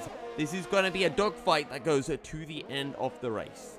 Race leader Ruben into the pits. Iceman will resume the lead of the race. Ruben has a 5-second stop-go penalty. No, I don't think that was a stop-go penalty. I think the crew wasn't ready for him still from Lowenkert's pit stop because he was that far ahead of him. So he actually got delayed by around 3 or 4 seconds in the pits there. That could be critical with Owen. Where is Owen on the road at the moment? He's coming into Anthony Noge, so I think Ruben's going to be okay because Owen's outlaps were not fast enough. But if Owen had been really on it for those outlaps, he had a big opportunity to try and steal P3 away because they were running very close on the road to each other before Owen came into the pits. But as things stand, Ruben hasn't been compromised by that issue with the pit crew not being ready, thankfully for him. Yeah, and don't forget, Owen did have to change his front wing in the pits, so that definitely affected him somewhat. And yeah, he was able to come out in front of Lowencut, so nothing happened there. However, something that might be happening is Lowencut with Maverick, because Maverick is now within a second of the Red Bull. And I have a feeling we're going to be seeing some spicy action here on the streets of Monte Carlo. Yeah, are we seeing another move out there around Massenet perhaps here? No, Maverick being very patient and very wise in the Ferrari, not trying to make the move where the move can't be made. Lowencut isn't going to have to go defensive into Mirabeau either, but Maverick is looking a lot faster than the Red Bull at the moment. Lowencut all over the road and locking up constantly in that Red Bull. He's really stressing out those front tires. Kev GL, I think that's an AI car, because I think Kev's been disconnected since the start of the race. He's into the pits, but Aries also into the pits in the Alpha Tauri as well. So I assume he had another set of front wing damage, although actually he was on soft tires, so maybe he was just planning to do a bit of a two-stop this race anyway. Maverick not close enough to Lowencut that time into the Nouvelle Chicane, but it's probably only a matter of time. As at the beginning of this lap, by the way, the race told us that the pit window has opened. I think the pit window's been open for quite a while for some of these drivers, shall we say. Yeah, as Maverick almost runs into the back of Lowencut. Okay, Jacob, friendly bet time. What do you think is going to happen first? Maverick passes Lowencut, or one of the two loses their front wing? One of the two or one of the field? Because there's a big difference there. Exactly one of these two drivers. One of these two. Okay. These are two of the cleaner drivers so far this race. So I think Maverick, it might be in the process of passing him that he loses his front wing, but I'm going to go out on a limb and say he passes him before either of them pick up front wing damage. Yeah, I'll go with the opposite strategy. Then I'll take the old front wing damage. Maverick actually got really close on Lowencut in the run up to Massenet, and he actually had to lift out. Lowencut is locking up so often, and he's really just trying to push and make sure Maverick can't close into him on the exit of some of these low-speed corners. Yeah, he just needs to keep it calm. And Maverick with a 3-second time penalty, that could be critical as well, particularly if he ends up with a faster driver behind him at the end of this race, which isn't the case at the moment with a 38.5 second gap to Turex behind. But if the likes of Lord Chegwin have to come into the pits, that wasn't front. Well, that was okay. Yeah, win the that bet. was Front wing damage for the Ferrari of Maverick. Backs away from Lowencut, and yeah, so that's not gone terribly well for him after all. So what I was about to say pretty much goes out of the window. Turex, I just caught picking up some front wing damage through Portier as well. 40 seconds down the road in P8, and Elon Tusk all over him, and no! Collision between those two through the tunnel as well. Elon trying to go around the outside in the tunnel, and Turex didn't leave the space for him. Maybe Elon was a bit too over-aggressive there. He has had less damage in that incident than Turex had, but both did pick up front wing damage. And I'm sorry, I just about missed that, Jacob. And to our viewers, I'm sorry that you didn't get to see that. But Turex now drops down the order. Elon up into a P8. However, that being said, Maverick is not seemingly done yet with the Lowencut. Yeah, it's interesting. Even with the front wing damage, he seems to have the pace over the Dutchman for the time being. Lowencut having a few connection issues. Oh no, and that is going to be the door wide open for Maverick as Lowencut does the classic, getting the left rear tire hooked up on the inside wall of the first part of the Nouvelle Chicane. I've done that myself in a league race, and it feels so annoying because you can't even see it happening. And Lowencut, you can tell he's frustrated. A 3-second time penalty straight after as well. A double lockup into Raskas. And is he going to head into the pits? Yes, he will. He has a 44-second gap, so he can afford to go in and change that front wing. Yep, into the pits he must go. E-I-E-I-E-I-O, as they used to say on the old YouTuber Cup. So, I think we should... You know what we should have done? We should have had, a giveaway on the YouTube chat. How many pit stops do you think we'd see for front wing changes? Well, that'd be safe, because I'm sure no one would have been able to guess it, right? Yeah. What are we giving away? Are we giving away shards of carbon fiber? I think that we are giving away the chance to challenge Jacob Hancox to a 1v1 at the streets, at a circuit of their choosing, we should have done. Okay, thank God. If you said Monaco, then I've lost already. So absolutely my worst track on the calendar. Lorica, he's on my screen. He's just come to a stop through Massimo. Yeah, he's completely come to a standstill. That looks like a bug to me. It says he's in the pits on the timing board as well. I think that's some sort of glitch that's happened to Lernkert here. I don't know if there's anything he can do about it. His car is ghosted, thankfully, so the drivers are able to go clean through. Okay. Yeah, Lernkert's game has crashed, according to chat. And no, that's a disqualification. Oh, no. Oh, that is so unlucky for him. He was having a really good race by his standards. He was going to score some major points, currently sitting in 10th in the championship. But he was keeping it clean when others weren't. And that he was on track. His best race finish so far this season is 8th. He was on track to improve on that. And he's joined the session. He's going to see himself disqualified. And my heart goes out to him because he was driving a stellar race until that point. Yeah, he was. One of his best performances of the season. And yeah, it's just when those disconnects happen, you can't do anything about it. And, you know, you just have to hope that a bug like that doesn't occur. Sadly for him, that's his race over. And he's going to have to take... I wonder if you'll get P13 ahead of A2... just because that incident wasn't his fault at all. We'll have to see what the admins make of that situation. Yeah, I think either way, I think if you DNF, you don't get any points. And I think if you DSQ, I'm afraid, I think it's going to be the same issue. We could see a bit of subjectivism coming in and maybe intervention on his behalf because that was not his fault. But at the end of the day, you can't legislate like that for every single disconnect that happens because let's not forget Kev GL, he's not been in this race since the start, thanks to a disconnection, I believe, for him in the Haas. His Haas has been going around as an AI for the whole race. So, yeah, I think if you have to start taking these things into account, it's so much more difficult. I think Sipos, in fact, I know Sipos is catching Iceman. It's come down by almost a second over the course of the last lap, and it was coming down ever so slightly before that point as well. Iceman, no front wing damage either, so maybe he's just struggling to hold on to those tyres. 50 laps into the stint, and we saw Owen comfortably making it to 15 laps on his set of medium tyres without any problem. But Sipos on the 23-lap-old hards is going faster at the moment. Yep, he is indeed. And let's not also forget as well, Ruben is only 7.5 seconds down on Sipos. That gap was about 12 seconds when he came out of the pit, so he has really closed that gap down, so let's keep an eye on that as I have a feeling that a certain Kenneth has spun. Yeah, okay, what's Kenneth?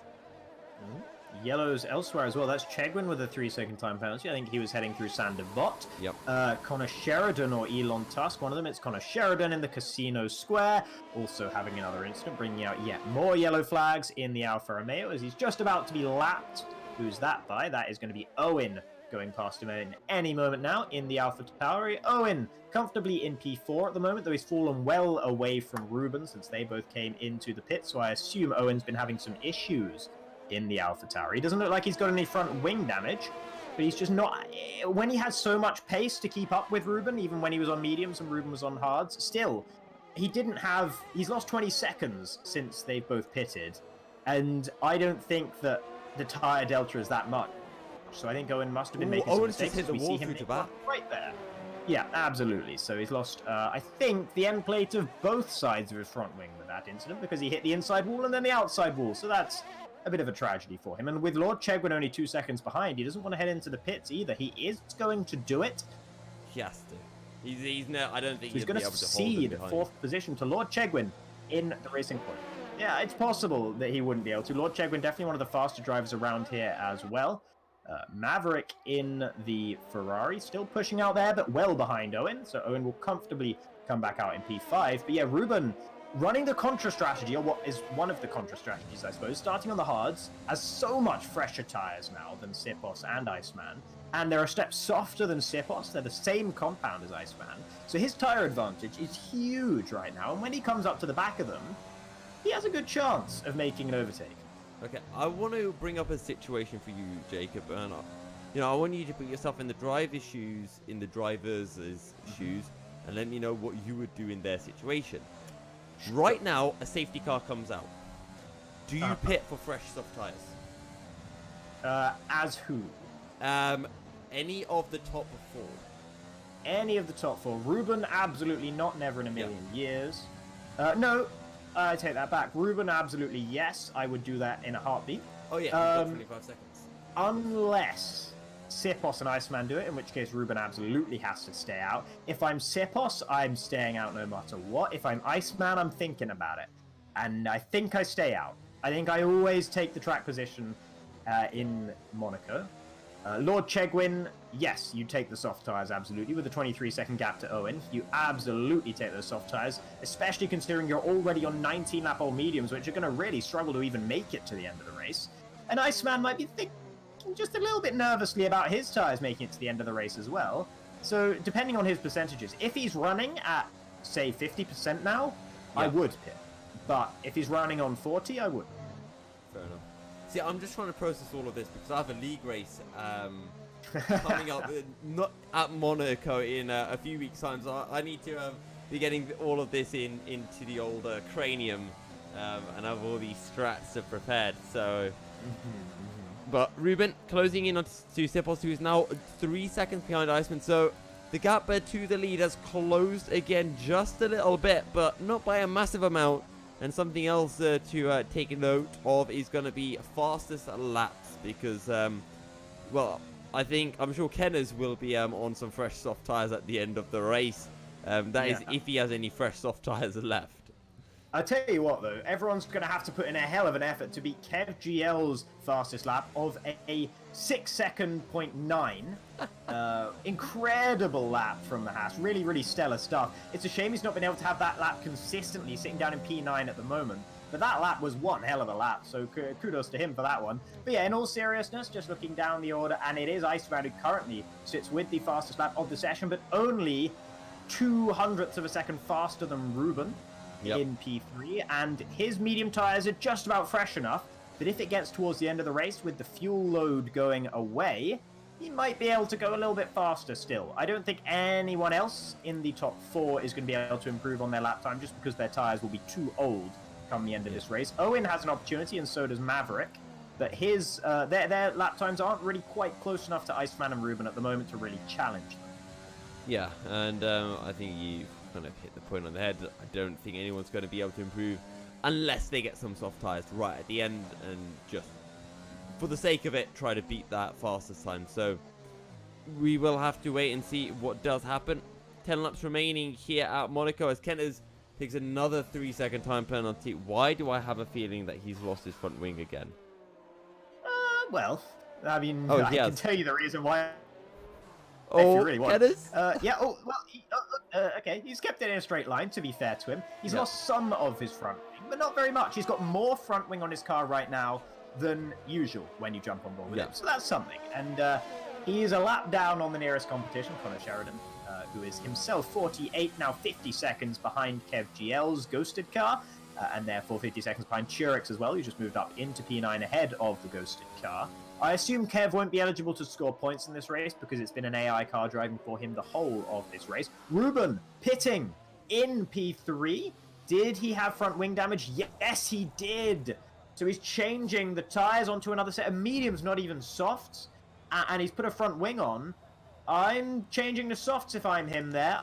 I don't really know why he's gone for the medium tyres. Sipos, all of a sudden, absolutely chomping into the lead of Iceman up front as well. It's been about half a second on the opening sector of this lap alone. Iceman must have made a mistake. He has all the parts of his front wing still remaining, but that's a tragedy for Ruben that he picked up that front wing damage. It wasn't much, but it was enough to force him into the pits.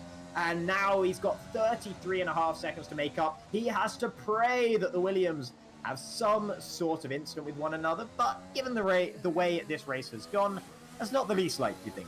Yeah, and to be honest, I think he needs more than an incident. I think he needs a safety car. I think that's Elon Tusk, who has had an incident in Raskas. No, it is Connor Sheridan, who has he lost part of his front wing? Well, if I get a decent camera angle, I'll be able to find out. He has indeed. His front left end plate is missing.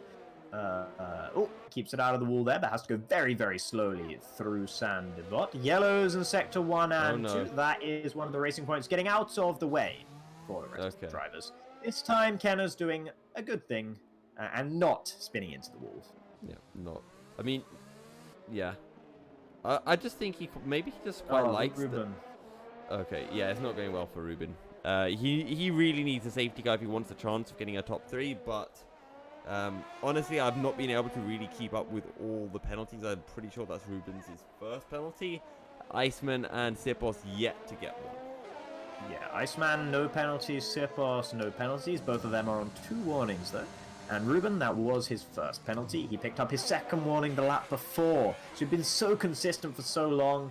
And now, I think with the mistake that he made, he's in his own head a little bit. And he really is trying to push as well, of course. He's going flat out to try and catch up to the guys ahead. But that's not the way to do it.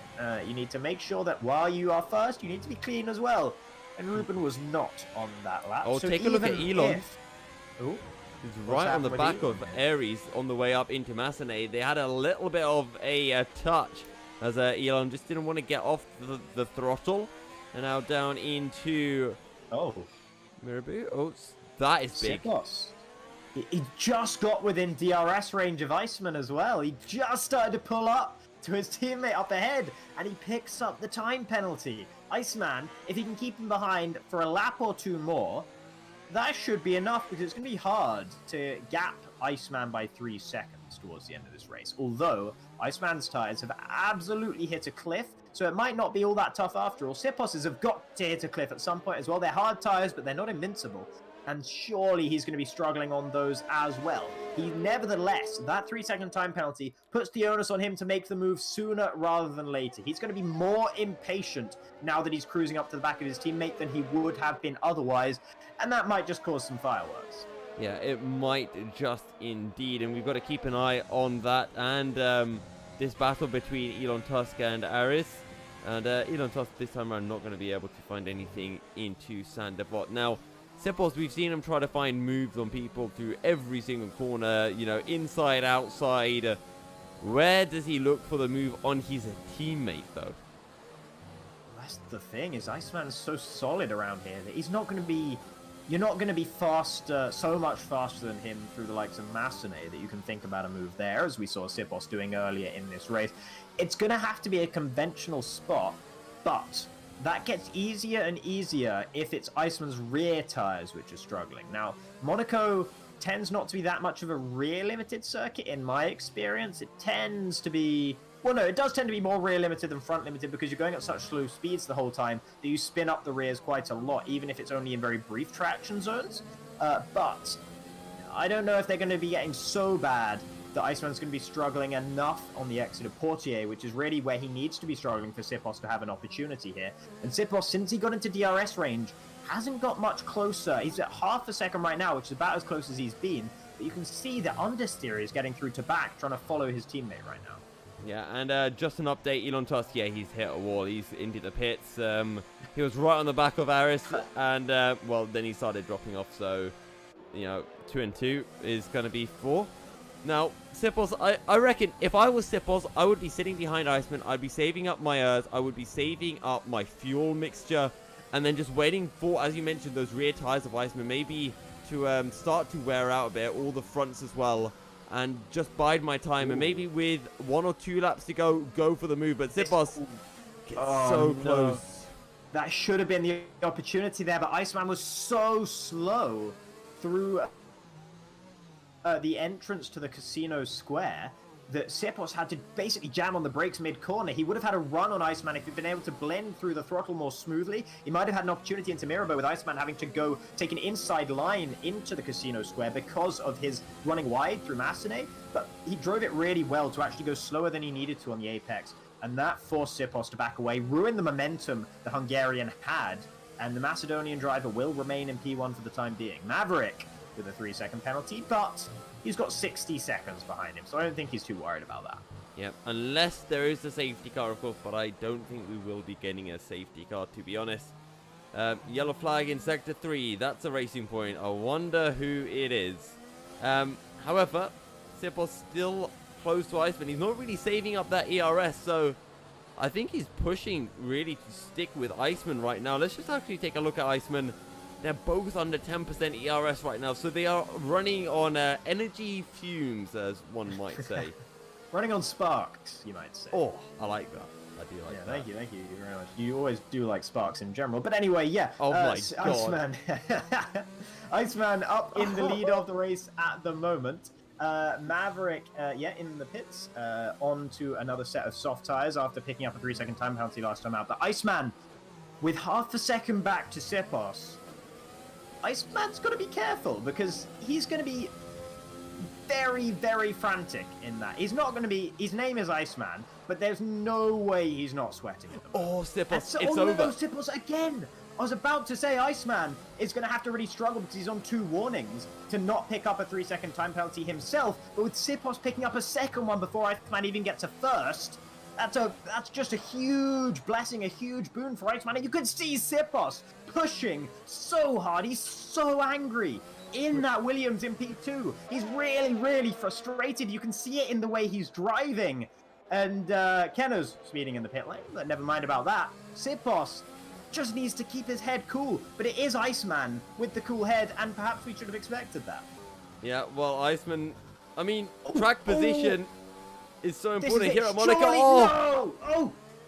Into the wall they go! But it's Sipos on the inside into Mirabeau. They bang wheels! He forces his way through. He's got 2.5 laps now to make up 6 seconds to Iceman. Can he do it? I don't think he can, but remember, Iceman, he's on the verge of picking up his first 3-second time penalty, so he needs to just make sure he keeps it nice and clean. As Turix, he's had a moment through the Noble chicane, but he's far enough ahead that it won't affect these 2 Williams drivers. I think maybe a bit of a dirty move there from Sipos. Iceman, he was just doing all he needed to do, which was just slow it down on the apex and just make sure that Sipos couldn't get the run. But Sipos, he helped Iceman along. As Iceman, he does tap a wall. Hopefully that hasn't lost him part of his front wing. It has, I'm afraid. I was about to say, it's an absolute miracle that Iceman and Sipos, neither of them picked up front wing damage when they collided with the wall in the casino section, I should say. Squection, that's a new one. And with one another as well. That neither of them picked up front wing damage, and that was critical, because that meant Iceman had more of a chance to stick with Sipos. But now Iceman has just gone and thrown it into the wall with his tires. So they're running on marbles, and they're so on their last legs that he just couldn't keep the car together through the swimming pool section, and that's why he hit the wall. And he's now going to be having extra understeer because of the fact that he's missing some of his front wing. Sipos has his whole front wing, but Iceman, he's sticking with him. Last time in qualifying, we saw Iceman picking up front wing damage and going faster for it. Is it happening again? Oh, Sipos!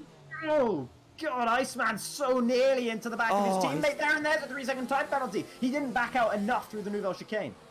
I think he thought he was going to get the penalty anyway, so he wants to stick with Sipos so that he can ensure that he has a DRS. All he has to do now is make sure he stays within 3 seconds on the final lap. Sipos, there's nothing Sipos can do right now. There's absolutely nothing he can do, and he's driving really slowly.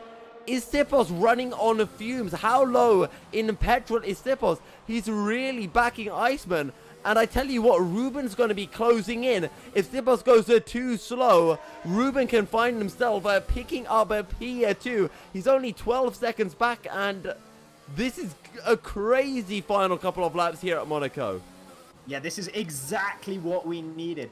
Ruben, 10 seconds behind. He has a 3-second time penalty of his own, let's not forget. So he needs to be within 3 seconds of Sipos, and he needs to overtake Iceman on the road if he has any chance of finishing ahead of him, unless the penalty situation changes once again. But with no gap between, Turix is 3 seconds behind Kev, but Kev's an AI driver. No gap anywhere else in the field lower than 11 seconds. This is what we needed from our front runners. This is quality entertainment here, and it's still anyone's game at the front. Iceman is doing Iceman! 3-second time penalty. Ruben's catching them so fast. It's already, I said it was 10 seconds at the beginning of this lap. It's 7.8. The Red Bull, if he can hold it together, if he can keep away from the walls, keep away from the curbs, cutting any corners, if he avoids all of that, he's on track to win this one in his debut race in Premier X here, and that will just be incredible. I was about to say Iceman's doing such a good... Sipos! Wait, it's over the line. It's the end of the race. Sipos across the line. Ruben, he's not close enough. It's Sipos that takes the win. Iceman so close behind. And Ruben in P3, not close enough in the end. Oh my god. Iceman had one job on the final lap. Do not cut the bloody corner. And what does he do? He cuts the corner. Sipos takes the win. Are you kidding me? Ruben almost, if it wasn't for that one penalty he had, if he had not lost his front wing, he would have been in the battle. We would have had a three-way fight, but a crazy, crazy end here at Monaco for round 6 of the Premier X Championship. Yeah, Lord Chegwin, by the way, he's on a fresh set of soft tyres. He was going for the fastest lap, but he's absolutely binned it through the swimming pool section where we've seen so many drivers bidding it. Up towards the line he'll come, but it's going to be a miracle if he manages to set the fastest lap of the race. He's not going to be able to do it on this lap. So I believe that will be the fastest lap going to Iceman, unless I'm very much mistaken. But that was an incredible end to the race. It was so enthralling that I didn't notice the race was ending. I was getting so confused, Jacob, because I could tell that you weren't aware it was the final lap. I was thinking, has Jacob realized? Has he realized? But wow. FGL driver of the day. Well, we didn't see him drive today at all. The Roman Grosjean hack. Yeah. Oh dear. Well, that's just the cherry on top of what's been an absolutely mental race and qualifying, but especially race here in Monaco. And after it all, it's Sipos. Look at him dancing. He's happy, and why shouldn't he be up on the top step of the podium? Well deserved. Yeah, very well. I mean, it's well deserved. I mean, lap 1 incident with the Racing Point, damage limitation. He had to pit early. Yeah. He had to just focus. He had more incidents with drivers as he tried to find his way through. Sipos he had the grid penalty as well. And the grid, Sipos deserves this 100%. Maybe not for his move on Iceman, but yeah. I think he's driven a fantastic race. He's driven the wheels off that Williams quite literally. You know, I think he's fully deserving. You know, and a great battle that we had as well. Kenner's DNF'd. I didn't even realize it. I don't know what happened to him at the end, but he's got the fastest lap.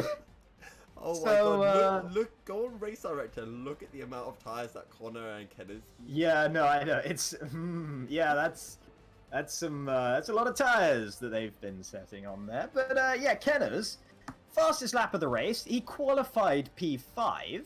This is a real tale of what could have been for the Racing Point drive. Yeah, not just the Racing Point drive, the Racing Point team. They had a massive opportunity to take some bigger points and try to stop Williams from getting too far ahead in the championship. But they do cut into Ferrari's points a bit. But we'll have to see how that championship does change. But with that said and done, we're going to be heading into a short break, ladies and gentlemen, and we're going to be right back with some driver interviews. If you do have any questions that you would like us to ask some of the drivers, do drop them in the chat and we'll bring that to you. But we will see you guys in just a short bit.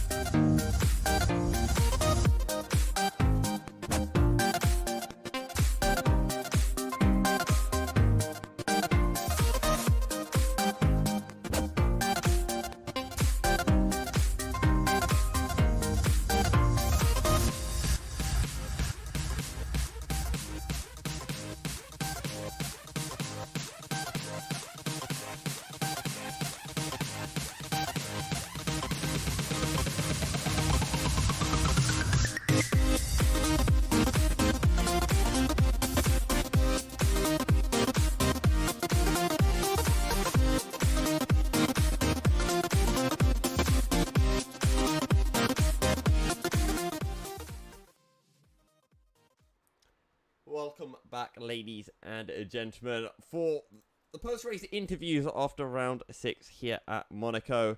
Sipos is not with us, sadly, so we're going to start off with P2 man Iceman. Iceman, fantastic qualifying. You got pole. You started on the soft tires. You built up a nice lead. First thing I want to bring up is a rather early stop for you. I believe some front wing damage, so how difficult was it really just to kind of keep that car out of the walls here at Monaco? I got wing damage on both stints. First stint somewhere around like lap 6. It was yellow, not a big deal, but I was losing a bit of time. No worries though, I had a big lead, pitted at the right time actually, because these softs were only like, mediums, like only were 70% at the end. So it was actually a good strategy. Yeah. I didn't have any trouble in the first stint. Second stint also led comfortably, but then obviously I spun. I also had the last like I don't know 15, 16 laps at least wing damage, so it was kind of hard to basically defend. But yeah, I just wanna say that after investigations, I think I might win the race because the game gave me 2 unfair penalties. First off was when Sipos braked early, which was due to his bad tire condition, so I don't blame him at all. Yeah, I had to take the escape route, and the game thought I cut the corner, gave me 3 seconds. Then the last lap, where I also got a 3 second penalty, but I didn't get 3 warnings, only one. So yeah, I was going to ask I will about report that. Yeah, What? because I was going to ask about that because you got a time penalty, and I thought, okay, there's no way Iceman gets 3 Yeah, penalties there's in no one way lap. I cut 3 corners in like 3 laps. But it is what it is. I'll just bring it up to you, Stuart. So sure they'll do your best. And yeah, Okay, thanks for that, Iceman. Moving on to you, Ruben. We'll try to come back to you, Iceman, in a second. But Ruben, you were so quick. You put on the medium tires right at the end. It looked like you were catching, and then front wing damage at the end. What was the decision? Did you consider trying to stay out with the damaged front wing? Just how bad was that wing condition for you? Yeah, it was a red wing, and I didn't even consider staying out. There was a phase where I got distracted by something at the chicane-ish, and it was just scruffy. I cut the corner at the chicane, got the penalty there, and then I made contact with the back wheel against the wall, and it was just scruffy. And then it ended with the front wing damage, and then I thought to myself, yeah, now I have to start concentrating again. But I think I may have got Sipos and Iceman ahead of me if it wasn't for that damage. Jacob, is there anything you'd like to add? Yeah, I mean, just quickly, gonna ask Iceman about the qualifying lap where you went faster after slamming it into the wall through to back and taking some front wing damage. And I think you went fastest of anyone in the third sector. How on earth did you manage to do that for a start? well, I don't know if you saw it, but like that was 3.5 minutes before the end of qualifying, and I came into the pit straight up. I thought at first I had the idea of doing like 3 laps on the inters, but obviously I had a crash. I left it in 5th gear through that corner, which wasn't the best. I got understeered into a wall. But yeah, I got such a good time because I instantly went into the pits, got the car repaired, and back on track. Ah, okay, I see, I see. And when it came to the incident in the casino square, when you were leading the way and when your teammate took the lead away from you towards the end of the race with a couple of laps left to go, he tapped you on the back through that turn. Did you feel that that was all fair, what happened there? And are you going to have any reports on that, or is everything fine with you guys? Actually, I don't think that I should make a report, to be honest, because from my side, I moved, to the outside of the corner too late, but that wasn't intentional. It was because of the previous corner, the left-hander. I got a wide line. I lost the car and had to bring it in. Yeah. But I don't know if there is a report. I have to see Sipo's POV first. But Okay. I don't know, to be honest. From for what info I got now, it looks like a racing incident. If Sipos wants to report it to stewards, I'm totally fine. I would have a look on it, obviously. And yeah, but yeah, there was no dirty driving, at least not intentional, so I'm cool. It was a Okay, great race. I'm very glad to hear that. I think that's a good attitude to have about that all. And Ruben, a great result for you, considering this is your first race in the championship as well. Do you think that a win will be on the cards for you sooner rather than later? And do you think you can take it to the likes of Iceman and Sipos and maybe some of the more ordinary tracks on the calendar? Yeah, because I'm not really a fan of Monaco. I'm very off here, inconsistent and too careful, I think. But it's a morale breaker for me to join halfway through the season and now I'm not even in the championship fight. But hopefully I can get a top 4, top 6 to get in it's like the championship after the season. That's my goal. It's top 6 at this moment in time, and I hope I can get a win or two, maybe, if Iceman allows it. But yeah, I mean, if you Absolutely have not. more, if you have more performances like this one today, I'd expect to see you at least challenging to be up there, definitely. So congratulations to both of you on your podiums as well. Have you got anything left to say, Milky? No, not really. Yeah, just fantastic driving from you guys, and well, if you can make it that entertaining at Monaco, I'm excited to see what is coming our way next week at Canada. Right, so on that note, then, I think we will end things here. If you haven't already, do make sure to follow Formula X Racing on Twitter and to give us that old subscription and follow on Facebook and Twitch so you can stay up to date with everything Formula X Racing related. I think I might steal Ruben at some point later for a quick driver guide at Canada, but we'll see you next week on Friday for some more Premier X action, and of course the second series as well that is hosted just before on Twitch at I think 6 p.m. Either way, thank you guys very much for tuning in. I've been Yousuf bin-Suhayl, joined by Jacob Hancox. Your race winner was Sipos. Iceman took P2 ahead of